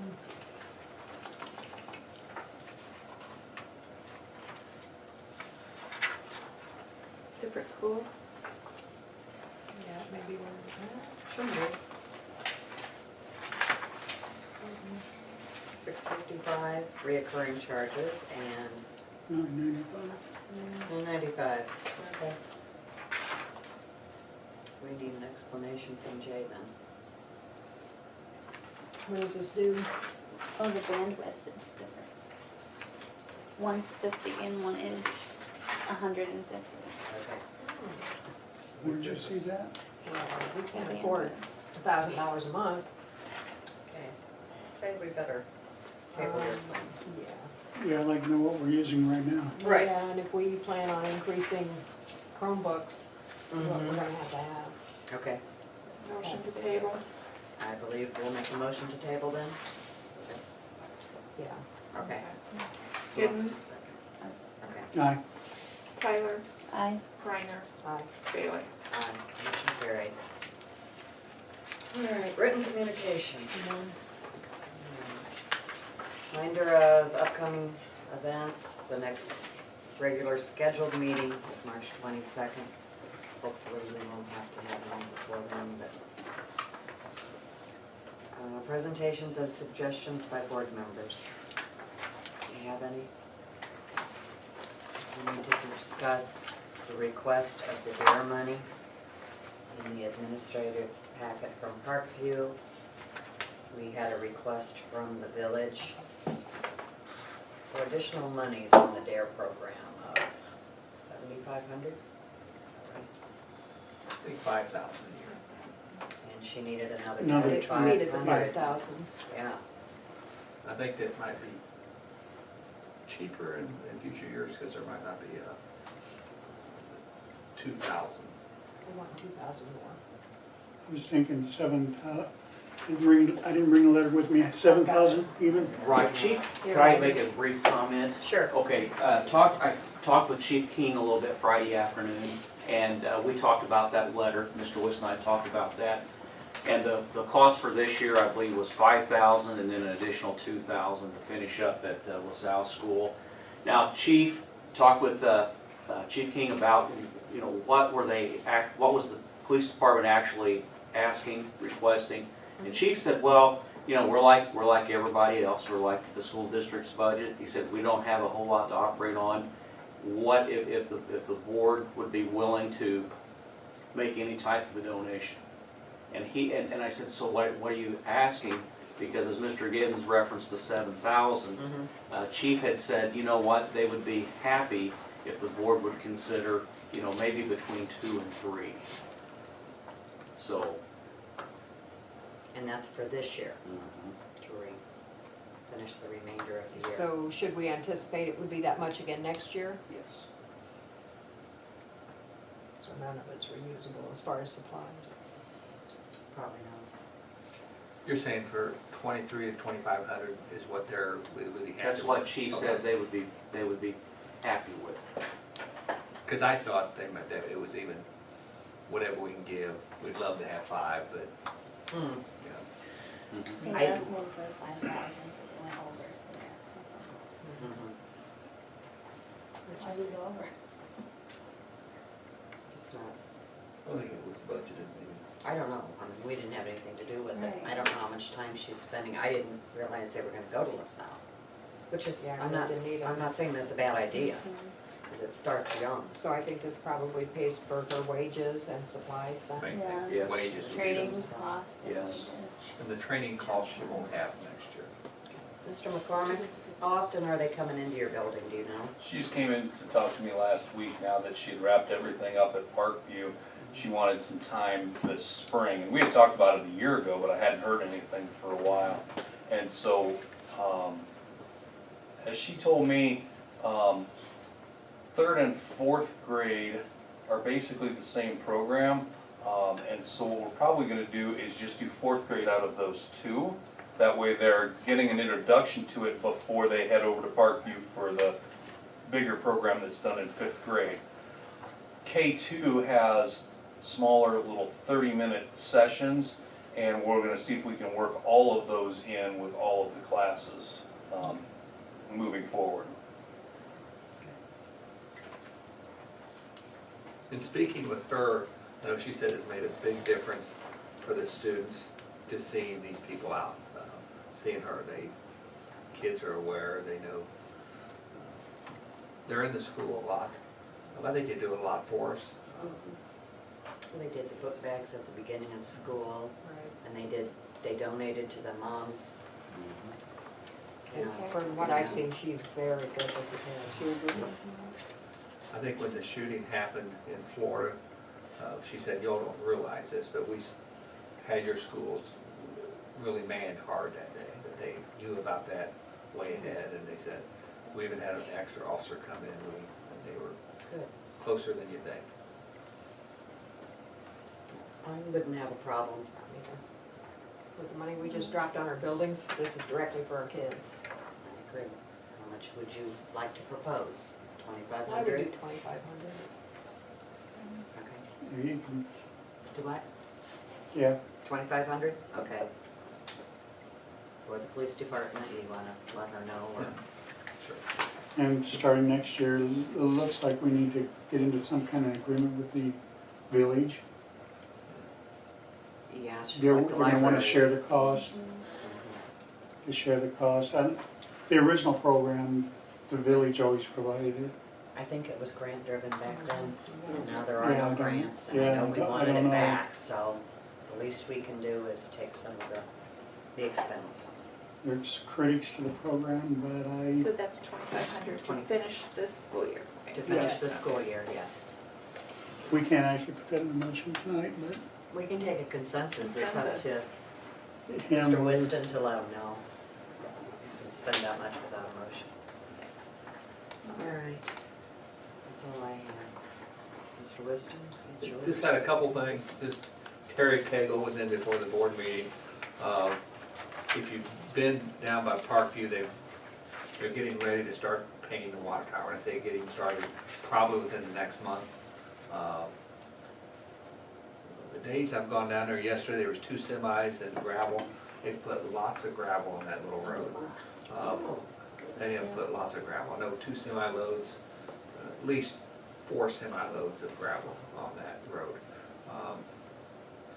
They're wanting 2 things. One is give us permission, it's our land that the water tower sits on, and they're wanting to not trim the trees back, cut the trees back.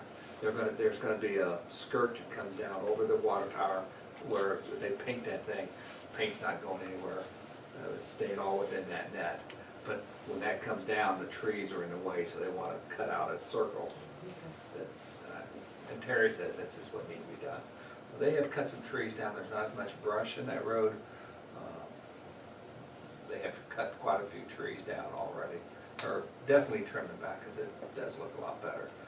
He's also said that the city would be, the village would be looking at going the electricity from the water tower to our scoreboard, so we try to get our scoreboard working. He said if we just give them we give them the okay. So we just need a motion Yeah. to allow them to do it. And he said it's just a table, it's a yay, go ahead. We don't have it on the agenda, Yeah, so we can't can't do tonight, that. but- Do they need something written up? They Is probably our won't be attorney- worried about that scoreboard until, it'll be fine. Okay. Bring that on that. Okay. 22nd. That's all I've got, those 2 things. Principals can talk. Tell us about summer school. That is Oh, a summer good school.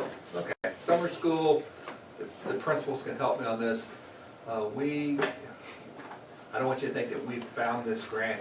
The grant basically is from the State Board of Education. They've given us a $30,000 grant to spend on anything that happens outside of the school calendar, outside of the school day.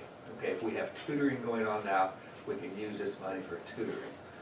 If we have a summer program, and that's kind of what we've looked at. The 2 principals, myself and Shelley met, we put down in writing what we thought was best. I think we were gonna have 5 teachers at LaSalle, 5 teachers at Parkview. It was gonna be 6 weeks of summer school, 4 weeks. When I say 4 weeks in June, that's 4 days, Monday through Thursday, 16 days in June. We would, and that would be for, I'll let the principals talk on that, but I know in Steve's building, if we have kids that are in danger of failing that grade, if they show up for those 6 weeks and work hard and do well, then we can possibly pass them on. And if they don't show up and and we have them down as failing, and We retain sorry, them. sorry, we just gonna have you in the same grade. The 2 weeks before, we actually said we would do it in June, skip July, and go 2 weeks in August. August would be, getting the kids excited for school. That wouldn't be as much as the retention of kids. I think our goal was to get about 50 kids per school. That'd be 100 students. We would bus them, because it does pay for busing. One thing we've kind of got a snag on is the food. We had kind of projected of that 30,000, 7,000 possibly for food. They haven't given us a firm answer. There's some people, this is new. They said, right now we're not sure. We're trying to find some funding for food, but right now when we do the grant, Shelley has gone on there and pretty much done the grant. Thank Mick for doing 3 or 4 pages of it. But really been a good team effort, but we haven't had a summer school like this. My goal was just for the kids to have fun, take them swimming one day, whatever, not Supposed to swimming. be academic. But we do want it to be fun. We don't want to That's call it school of anything, we probably want to call it summer fun, summer camp, leave the name school out. I think we were gonna make it work, we talked about making an incentive. We wouldn't take them to Elevate, but if they had perfect attendance during summer school or only missed one day, we give them a pass to Elevate. I'll be honest with you, 30,000, it doesn't come around when someone says, this is your grant, it's a no-brainer. I talked to a couple principals. One principal said, I'm a little worried about this because this is state money, it's not federal money. It looks like a title grant, but it's Title I is federal. This is state money. So one of the principals I talked to said, superintendent said, state money, it's kind of like busing, are you going to get it or not get it? I did some more research, and 2 of the people I called said, we wrote the grant, and within a month we had all the money. They don't give it to you as you spend it, they just give you one lump sum. So if that's, So when is that grant going in? Did you submit it yet? or- we haven't submitted yet. We wanted to kind of talk to the board about it. We still don't have the food worked out, but if it doesn't work out, we're gonna have to spend that money somewhere When's else. the deadline? I don't think there's a deadline. I was hoping we could get it in, get the Grant money before period. we had to announce it. Right. Grant period, we actually can go till June 30th. That's too late.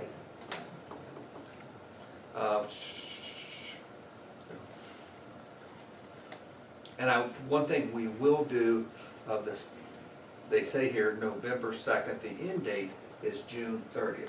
But we're gonna ask for an extension, which is common.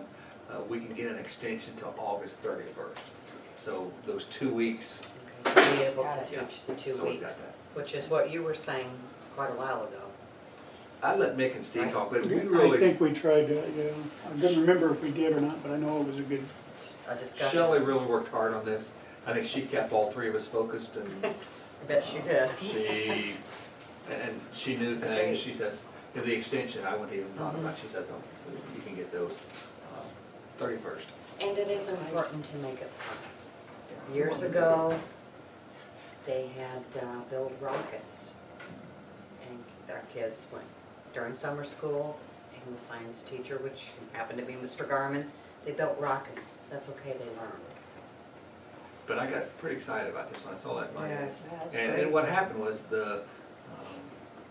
got the regional office, says, hey, I think you need to look at this. You're one of the schools that haven't looked at this and haven't got it. Us at South Pekin were both. Some of those schools like South Pekin, they got like 26,000, and they're a lot smaller than we are. So I don't think a lot of That's people. great. A lot of schools are doing after-school tutoring. I think that's what they. I don't think a lot of schools are looking at 6 weeks of summer school. We're just thinking that'll be Will that be 8 to noon or? 3 hours, 8 to 11. We really wanted 8 to 11 with a breakfast instead of a lunch. Breakfast was cheaper. We knew they're getting Right. something to start right off. But I think we're still looking at 8 to 11 with a breakfast. Very good. Sounds great. But the trick is, it's gonna be a little different. One will start at 8, which would be, the junior high would start at 8, and then the elementary would start at 8:30, because you do have to have a half-hour difference for busing. great thing, we're excited about it. I hope it works. Principals, you can Was- talk about it at your Randy. report, when I you're. was gonna ask, was that 2 weeks for remedial or whatever? The last two aren't. Okay. They're not for, I think we, probably want to, unless we could, set board. No, No. they should know by the end of June if they're going to pass or fail, don't you think? I wouldn't take it into August, because then you're gonna have a mess. You mentioned starting for some of the students 2 weeks early. Uh-huh. Which students? Is that your question? Yeah, what are we selecting? And are we considering a summer school for remedial? If we do a remedial summer school, I think the state requires 60 hours. 60 hours minimum. For which? Hmm?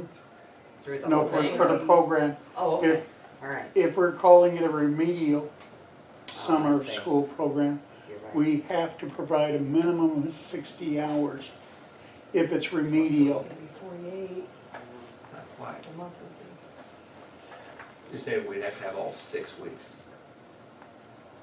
Well, Yeah, 60 48 hours. hours. 48 right in now. June, so, Back on Friday. yeah. I think you've been looking at that, right? Times that So- each one. That would do it. Exactly. If we So you'd did have one. it Monday through Friday, 3 hours. The only problem that might, That's get you your 60 hours. right. We can do that, that's gonna up, the teacher pay Oh, yeah. that much more. Might have to look into that though, if we're gonna call it remedial, because our policy Says 60. follows the State, state code. yeah, and that was in the footnotes in the state code. Right. That's what it's following. Or you use the 2 weeks in August, or 1 week in August. What we did in the August, I remember discussing it, I don't remember implementing it. It was, we had some students, they passed, but they lose so much over the summer, and they're starting slightly behind. So So you're what they trying to give do, them a there was a jump start. handful of kids that they bring in 2 weeks early, they worked out with parents who was coming in, and the teachers would work to them and get them up to speed, ready for that first day of school, so they were ready to run. And it was a hot and everything else, so you wouldn't have them all day. But that was the purpose of the program. And I remember it being presented, I don't remember. I don't remember it ever happening. But All right, principal reports. Mr. Johnson, you go first this time? Okay.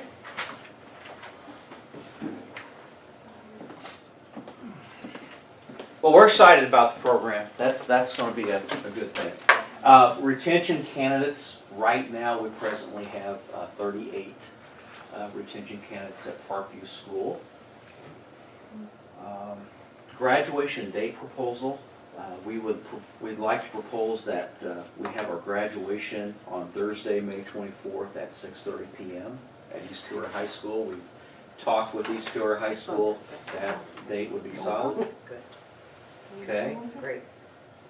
Drama club. I know we've talked about trying to find ways to continue the drama club. We have posted that position, and we have not really gained a lot of interest from staff in terms of filling that position. We did recently reach out to Bradley University, and we do have actually talked with the drama department chair last Friday afternoon, and we do have a candidate who's actually coming in Friday to talk a little bit about providing a play for our students to participate in. Trevor Beatty is the young man's name, recently graduated from Bradley. He did major in drama. Talked with Brad on the phone a little bit this afternoon. It sounds excited to work with our students, but we're actually going to have to sit down and chat Friday. So we'll have hopefully have some more information for you, and hopefully we'll have an opportunity for our students to participate in a play. Mr. Wisdom talked about the scoreboard in the village. Park tentative schedule. Tentative schedule. This year we're changing a little things at Parkview. Last year, our students, grade 5 through 8, our teachers really were wanting to have as much time as possible to cover some curriculum. So last year we waited until after spring break. This year we're going to be testing our 7th and 8th grade students before spring break. So we actually had a meeting today after school with our 7th and 8th grade teachers. We put together a schedule, a tentative schedule. We are planning on testing March 13th through 16th for our 7th and 8th grade students. 5th through 6th grade, we still intend administering the park assessment after spring break. We talked about motivation. So what we put together the week prior to the assessment. We put together some motivation for that week prior. And what we're looking at designating the different days for different things, so to speak. Having a dress day, hat day, yeah. And we spelled out park. Every park, the PA, RCC. That's some type of clothing that we're looking at doing. So we're doing that a week prior to the assessment for motivation. And then test day, we talked about that at length this afternoon as well. So what we're looking at 2 sessions per day, and we're looking at students having an opportunity to earn 2 tickets per day. And the earning the 2 tickets are based on participation for the test, being engaged during the test, being on time, engaged, and behavior. Those are the 3 criteria that we put in place from 7th and 8th grade staff. You have to gain a ticket. You have a ticket that you can earn in the morning and one in the afternoon. If you earn those each day, we have some special treats, some incentives. On one day we're going to provide some popcorn. Another day we're looking at soft drinks. Another day we're looking at scoops of ice cream. Those students at Parkview, they love ice cream. They like anything we get they like, they'll eat it, they'll be gone.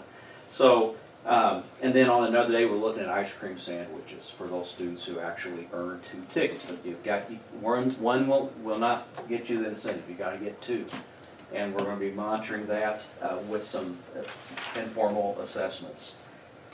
Can I ask a question? Sure. Why in the world would you want to wait till after spring break to take the test? Well, I'm sure this they have year, reasoning, but this year we have one of our staff members who was on a maternity leave.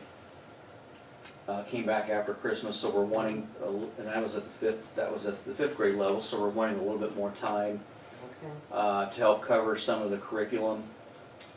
Some of the other staff at the 5th and 6th grade level, they also feel that they need a little bit more time. And I think 5th and 6th grade, this is just an opinion, I think that the 5th and 6th grade will perhaps be more apt to come back after the break and maybe provide a little bit more focus and a little bit more enthusiasm, motivation than perhaps our upperclassmen at the 7th and 8th grade level. I just wondered.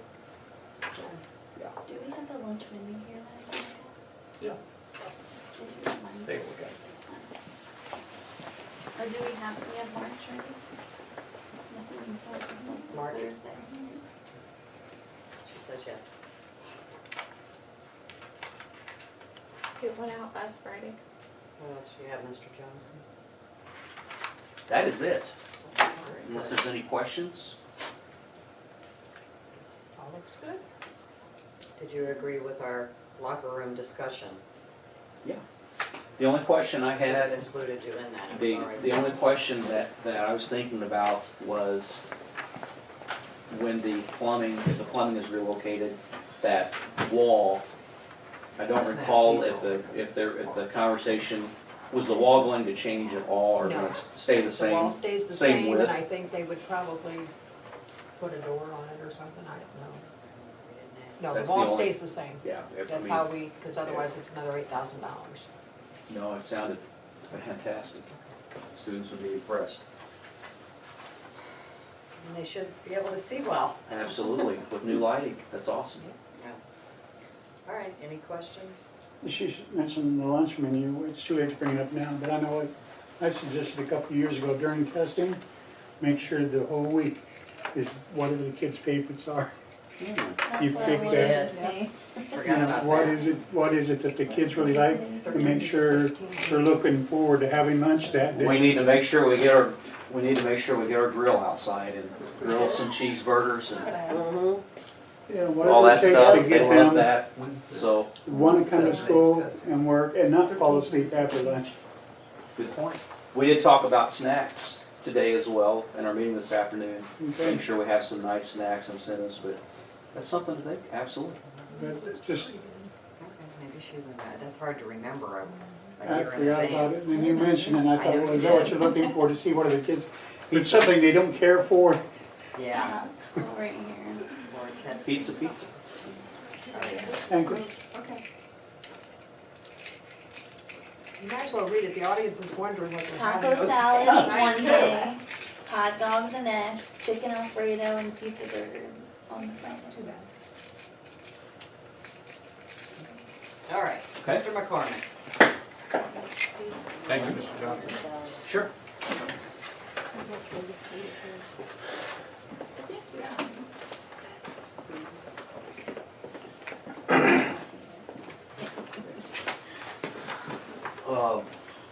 Since Mr. Johnson mentioned retention numbers, last week, possible retention letters went out, 49 students, the breakdown by grade level is coming around.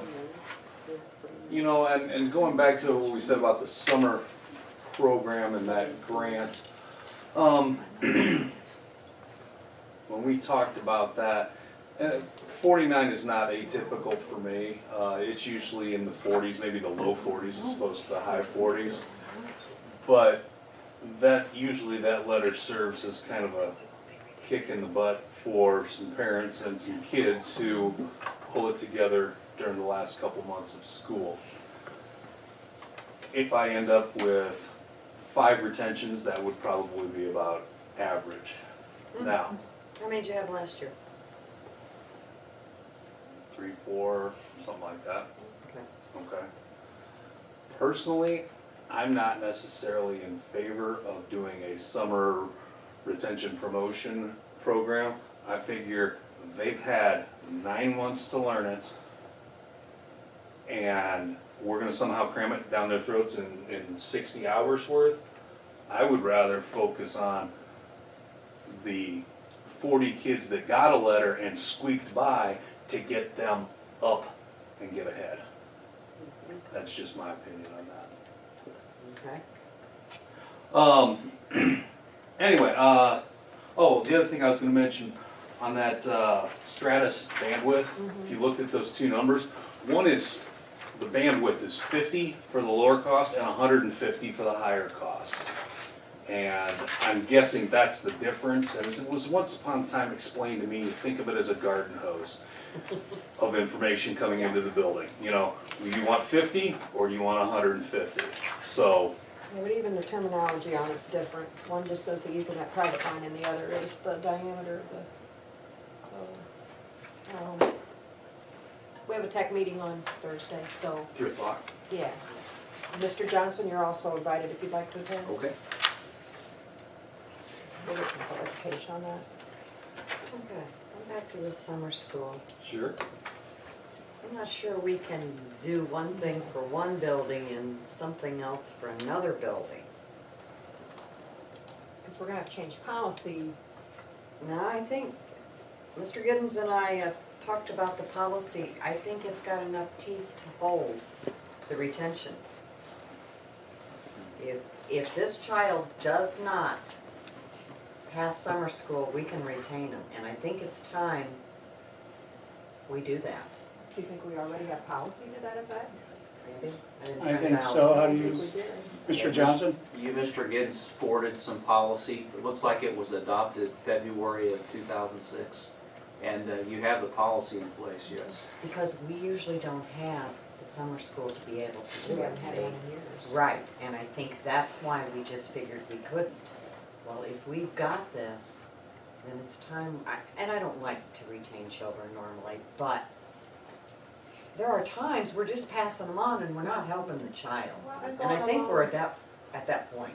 with what Nick is saying, if that child hasn't got it in the 9 months, what's the chances they're gonna do any better in those 16 days? We might be looking at a child that's You could still about retain ready. them. If you got a child that's close, and you can't make up your mind, should we or shouldn't we? Because we're gonna send them into the next grade higher, and is that child gonna hold the rest of his class behind? Trying to get them caught up. Now, if the parents and everything, I mean, in these policies, parents are involved early. And, And you know, the sent letters decision and home. everything else, right. And they're going through and they understand it. The strictest thing, I think, I remember, if you're only allowed to miss one day, if you miss 2 days, you're out, Parties And- were included too. okay?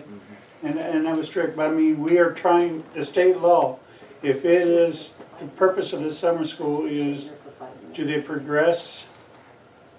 For remediation. Right. If you have students has no effort, no interest or whatever, I'll let the administration deal with that. You know, there's a lot of things you gotta weigh in there. But if you got a child that it can benefit, yeah, it's 60 hours, it's summer and everything else. But can we get them, I'm just looking overall, how we're performing compared to the rest of the state. And if we just keep doing what we're doing, we're not helping the kids, so. I don't know if we can do both or not, that's what I was just, at least give the child at the elementary the opportunity. If they pass the summer school, if they're on the bubble of retention and they do go to the summer school and they do the work, They then put at least effort, let them have the opportunity to Well, go. from what he's saying, there's only usually 5. So chances are, out of those 5, how many are going to attend the summer school? How many are going to finish the summer school? how many's You're gonna be in the same probably, you know, grade? Yeah. We're Yeah. not talking just- many when you get done. Well, I thought that's why we talked about making it mandatory for those. Right. Well, and I think you could accomplish both in that, hey, you know, you 44 kids, hey, it's optional, we'd love to have you here. And, you know, when 22 of them say yes, 22 say no, hey, I can go find 22 more who didn't quite get that letter, but we can bring them in. You 5, well, you gotta be there. You don't show up, you're gonna be in second grade again. Okay. All right. I like that. What's gonna be our criteria? Okay, I know the retentions, possible retentions would be first, right? Wouldn't that be the first children we invite? I would say. Yes. If that 60 if the 60 hours you think is gonna help them. Now, if you don't think it's gonna help that child, 60 hours and they don't I have fit, to extend that invitation to everybody that's going to be Yeah. retained. I don't Okay. want opinions coming in because Right, that's not so fair. that's the first criteria, possible but if retention. you send a disruptive student in there, Then they get kicked out and they're Right, gone. then they, okay. You know, that was but their you give them the chance and then they're opportunity. retained. Okay, but like you said, kick them out early for disruptive, okay. Then where? I mean, what's next? What's the next criteria? Because we've done this in the past, it was Title I, they had to qualify. I know we're Title-wide now, so that doesn't pertain, but that's why I'm asking. Well, you know, I would probably go with teacher recommendation, and because they know best who squeaked by and who could really use a boost going into next year. Okay. And in a lot of cases, they have a good feel for, I know his parents and they want this, Yeah, you know? true. Okay, I just wondered. Being nosy, I guess. Well, we just need to set it and stick to it, not, Right, you know, whatever it is. right, so we're not going by test scores, we're going by teacher recommendation after the retentions. I'd say teacher and administration. Yeah, That's right. yeah, that's fine, okay. That's all I had, just was curious. Sure. I think this is great, I appreciate you guys working on all this. What else you have? That's for just a couple of years ago. You know, on that grant and working with Shelley, okay, well, let's say it comes back and it won't pay for food, okay? Okay. Then the board's gonna have to make the decision, are we gonna do this or not, because you know, we gotta provide a meal with it. Right, However, that extra 7,000 we have sitting there for food could be used for supplies. Supplies could be Chromebooks. Supplies could be Chromebooks that would be used by these guys during the summertime, that then go right into the school's allotment of Chromebooks. and then the funds that were allotted for the Chromebooks could pay for the breakfast. Got it, following you, Okay. that'll work. Since our last meeting, Valentine's parties, they were very nice. Officer Sheridan did stop by for those, made her rounds, since you talked about her earlier. We also had the ELS presentation put on by McGraw-Hill. Almost all of my teachers were involved in that, and a fair number from Parkview came over for that. We actually had two separate presentations. One was a K-6, and then one was a 7-8. Same company, but different series.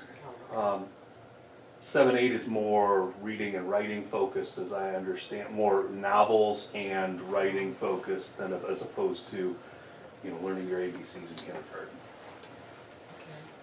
It was a webinar presentation, because on short notice that was the best they could do, but we were glad they could do something. So we had a live person on a webinar that we were able to communicate with and ask questions. Also had the chili supper last Friday. Final numbers are not in, but I can tell you that both the teachers at the chili supper portion of it and the parent club at the raffle and basket portions did make some money. So in that regards, it was successful. Monday, we instituted a little change to our security at the building. I emailed board members about that, and we put it on the website, or not on the website, we did put it on the website, we sent it home in the newsletter, also put it on Facebook, and really got a lot of positive comments on Facebook about it. People were, hey, we're happy you're doing this is great, you're looking out for the safety of the kids. While I've heard that there have been 1 or 2 parents grumble about it as they've come into the building, I have not heard that directly, nobody's said it to me, and last 2 days I've been at the front doors and been as welcoming as possible to parents. Hey, you want to come in? Absolutely, just ask you to sign in first. Oh, okay, so trying to make sure that they don't feel excluded by this, but here's the policy. So, How many parents do you normally have come in the morning? About 10. I would say 10, but of that 10, probably 3 or 4 of them are actually Head Start parents that kids don't ride the bus, and so they're bringing their kids. So, and sometimes they have a LaSalle child too, and so they bring them both, walk the kid down to Head Start, drop the other kid off in the lunchroom, and go about their day. And I've got a couple parents now that used to come in the 4th grade door and really just come 10 feet in the door, drop their kid off, and walk back out. Now they do the same thing in the front entryway. So. I would like to add on Mick's drop-off, I told Mick I would cover it this week and go out there. And, of course, Monday comes, I'm coming back from Steve's school, it's 8:10, so I'm way late. I said, it's not too late, I go out there at 8:10, move the cones straight on with the sidewalk. So the kids now are stepping up on the curb, just walking straight in. The parents can actually see that they're going in. It's a pretty good, how many feet would it be, 100 feet, 150 feet down that sidewalk. Today I said I'm going to get there early since I wasn't there on time yesterday on Monday. On Tuesday I got there at 7:45. There were 7 cars waiting. Just the waiting that the kids were still in the cars. They were lined up at 7:45. Remember, the doors don't open until 7:50, so about 7:45. Where at? Not in the bus lane? No, The other Oh, part? other Okay. in the main parking lot. Okay. Other lane, so they were lined up. When they saw me, parents let them go. Some of them stayed and waited until they opened the door. I think Cindy, maybe, I don't know who opens the door, but someone opened the door. Right at Ms. Carter opens the door. 7:50. I think it's good to be out there. I had one lady come by on Monday. Tire was totally flat back right tire. I said, ma'am, you've got a flat tire? No. I said, I went drive off as you. I'd park it right there and then call someone. She says, no, I'm going to make it to the gas station. I'll get there, I think. But I said, just do me a favor, drive slow. She did. I think that's, so it's, well. I think it's a good idea. It didn't need to be open, and they'll get used to it. I think one thing It's for Mick their and child safety. I think one thing Mick and I have noticed, and I even told Mick, I said, The buses are finished, dropping off at 8:05. So 8:05, the buses, all 4 are gone. So you still have another 25 minutes of people dropping off. And I noticed between today, 8:05 and 8:30, there's probably 15 cars. Maybe that might be 13. But between 13 and 15 kids, and I told Meg, I said, you know, I understand why they're doing it. They get a lot closer, it makes it easy, but it's really not consistent and fair. And I think Meg and So I, they're going we're to the gonna- bus lane at that time? Is that what you're? yes. They know and the buses are gone. Buses are gone, But still. but still, I think what we can tell people is, if there's a fire, if there's some type of emergency where we get an ambulance comes to the school, we need that for emergency purposes. And It's a plus bad it's, habit. and plus it's fair, so I think we're gonna You work on never know that. when the bus might be running late and still get in there, so. So, Or coming back for a field trip. Right, yeah. so Use we're gonna some work more on that, cones if you have to. we're gonna work on that. Okay.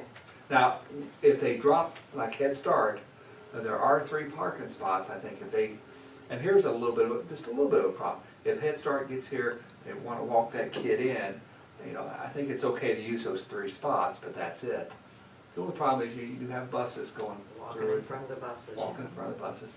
You know, I can't correct everything, but we don't want them in, no one in that lane. And we do have some parents doing that, so we need to work on that.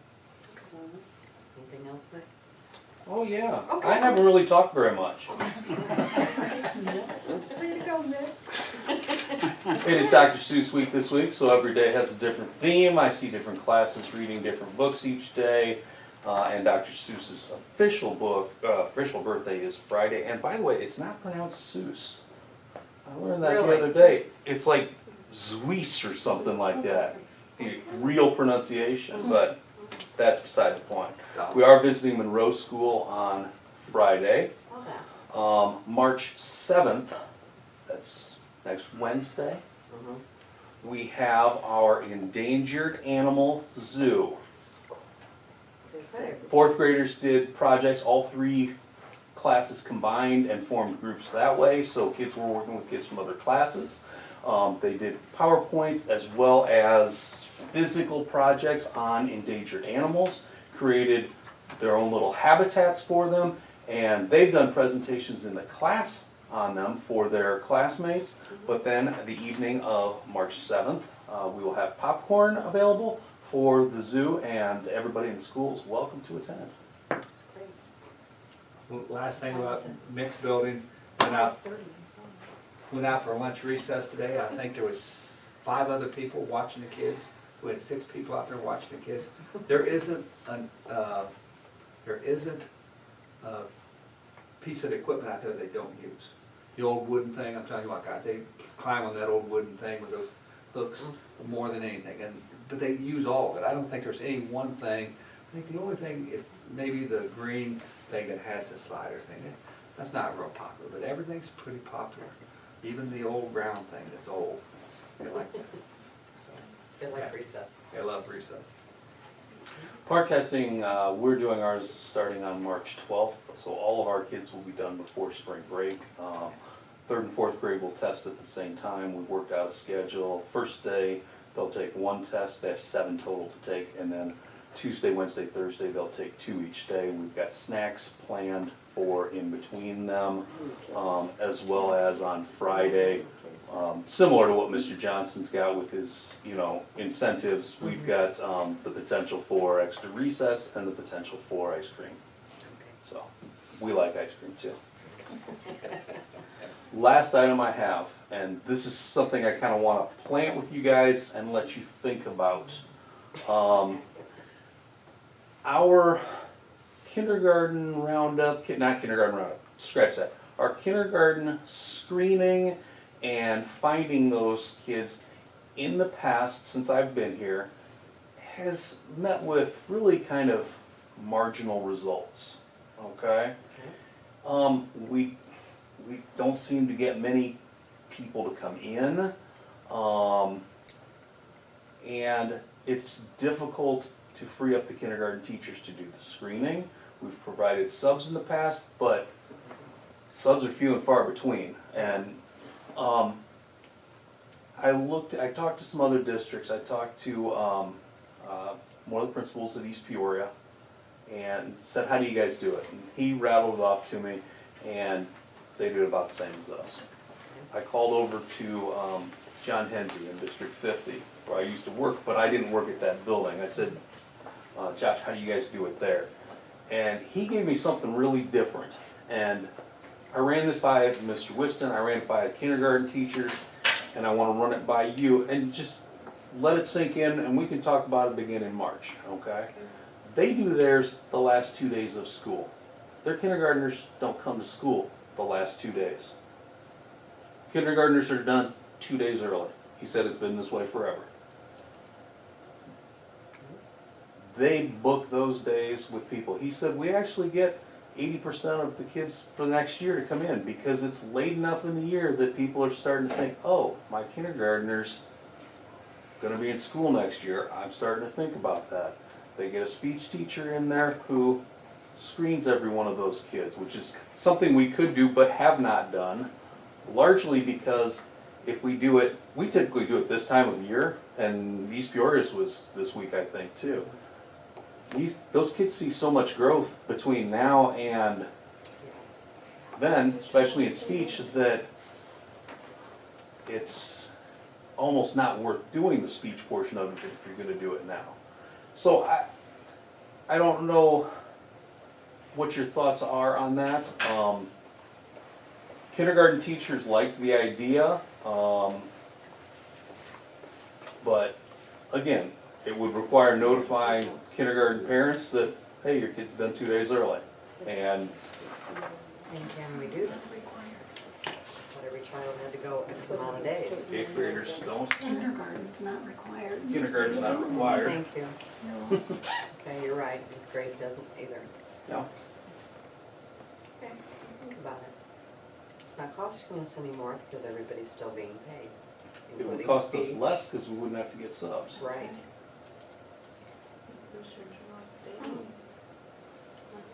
Okay. Food for thought. Questions for me? No. Mr. Weston, anything else to add? All right. Your third grade field trip. Rima? Our third grade field trip? Yes. We have a third grade field trip on Wednesday. Okay. Where are you going? We're gonna go see a play. This was part of the It's part of the PNC grant. Yes.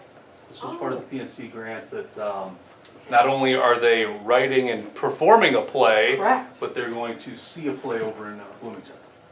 Oh, wow, that's great. What's the date on that again? Wednesday. Wednesday. So we have, Tomorrow? As in tomorrow? no, Next as in week from. Wednesday, a week from, yes. but they're coming back, they're not gonna come back until 2:40. That's why I wanted him to tell you about this, because we're running 5 buses that day. So if you see bus 5 out running, Okay. they're doing bus 2's bus route, and bus 2 is going to Bloomington. Sure we will all catch that. Because we only need one bus. I wouldn't. Okay, so they've. But that's good to see a know. play. Mhm. I'm just thinking, and they're going to have a play at LaSalle, and we're in desperate need of someone to do a drama play at Parkview. I was just thinking. All right.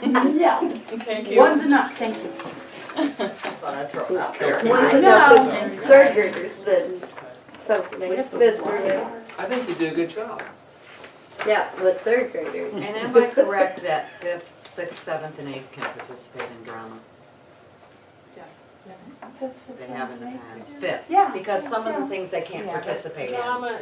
Drama is academic, so they can't. I think it's baseball, no baseball. All Good right. job, Principal. Thank you both. All right, building and grounds, they're not here. Policy, He's not here. On the building and grounds, I'd like to say, Toby did go down and look at the windows that I was worried about. Toby said they're not gonna fall in, they're fine.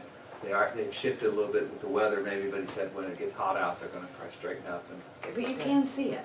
Yeah. you can see. I've been there twice looking up, and it is They're slanted. not gonna fall in. Okay. And I think he's gonna board up, because we're just concerned that, Leaking. Mick never, go back to Mick's report, but I think a couple birds have been in his building. Yeah. Flying around? Well, Mhm. and they're Three getting, three in the last week alone. And we had one flight down to third grade hallway yesterday. one thing that, Kids like it. It's part of class. Right. Cardinals? I guess one thing that Toby has let me know, the windows down there, there's a lot of glue that glues all those windows in. There's not a lot of big nails and whatever. There's just a lot of glue. Those are big windows. And that's what's happening with Mick's building. Some of the aluminum at the top, the glue maybe has broke off and there's a little bit of, I can't see any holes where they're going in, but if we can find those, Toby will fix it. Yeah. Okay, tech. 3 o'clock Thursday. Parent teacher, she's not here. Food service, I've already checked what they're having for the week of testing, so. Alright. Is there anyone wanting to address the board? Need a motion, please.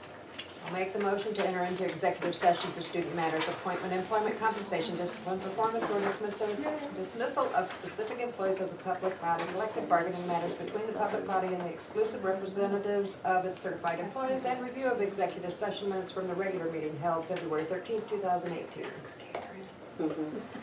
8:18. At, 8:18 or whatever. I'll second. Roll call. Who's Randy. Randy, okay. Giddens, Aye. Tyler, Griner, Bailey. Aye, motion carried. We need a motion to resume, please. Make the motion to resume regular session at 9:37 p.m. Second. Roll call. Giddens, Aye. Catherine Reagan, Aye. Tyler, Aye. Griner, aye, Bailey. Aye, motion carried. In executive session, we did discuss personnel and the minutes from regular meetings And student and matters. student matters. And we have nothing else to discuss, so I will make the motion that we adjourn at 9:38. Second. Giddens, Aye. Catherine Reagan, Aye.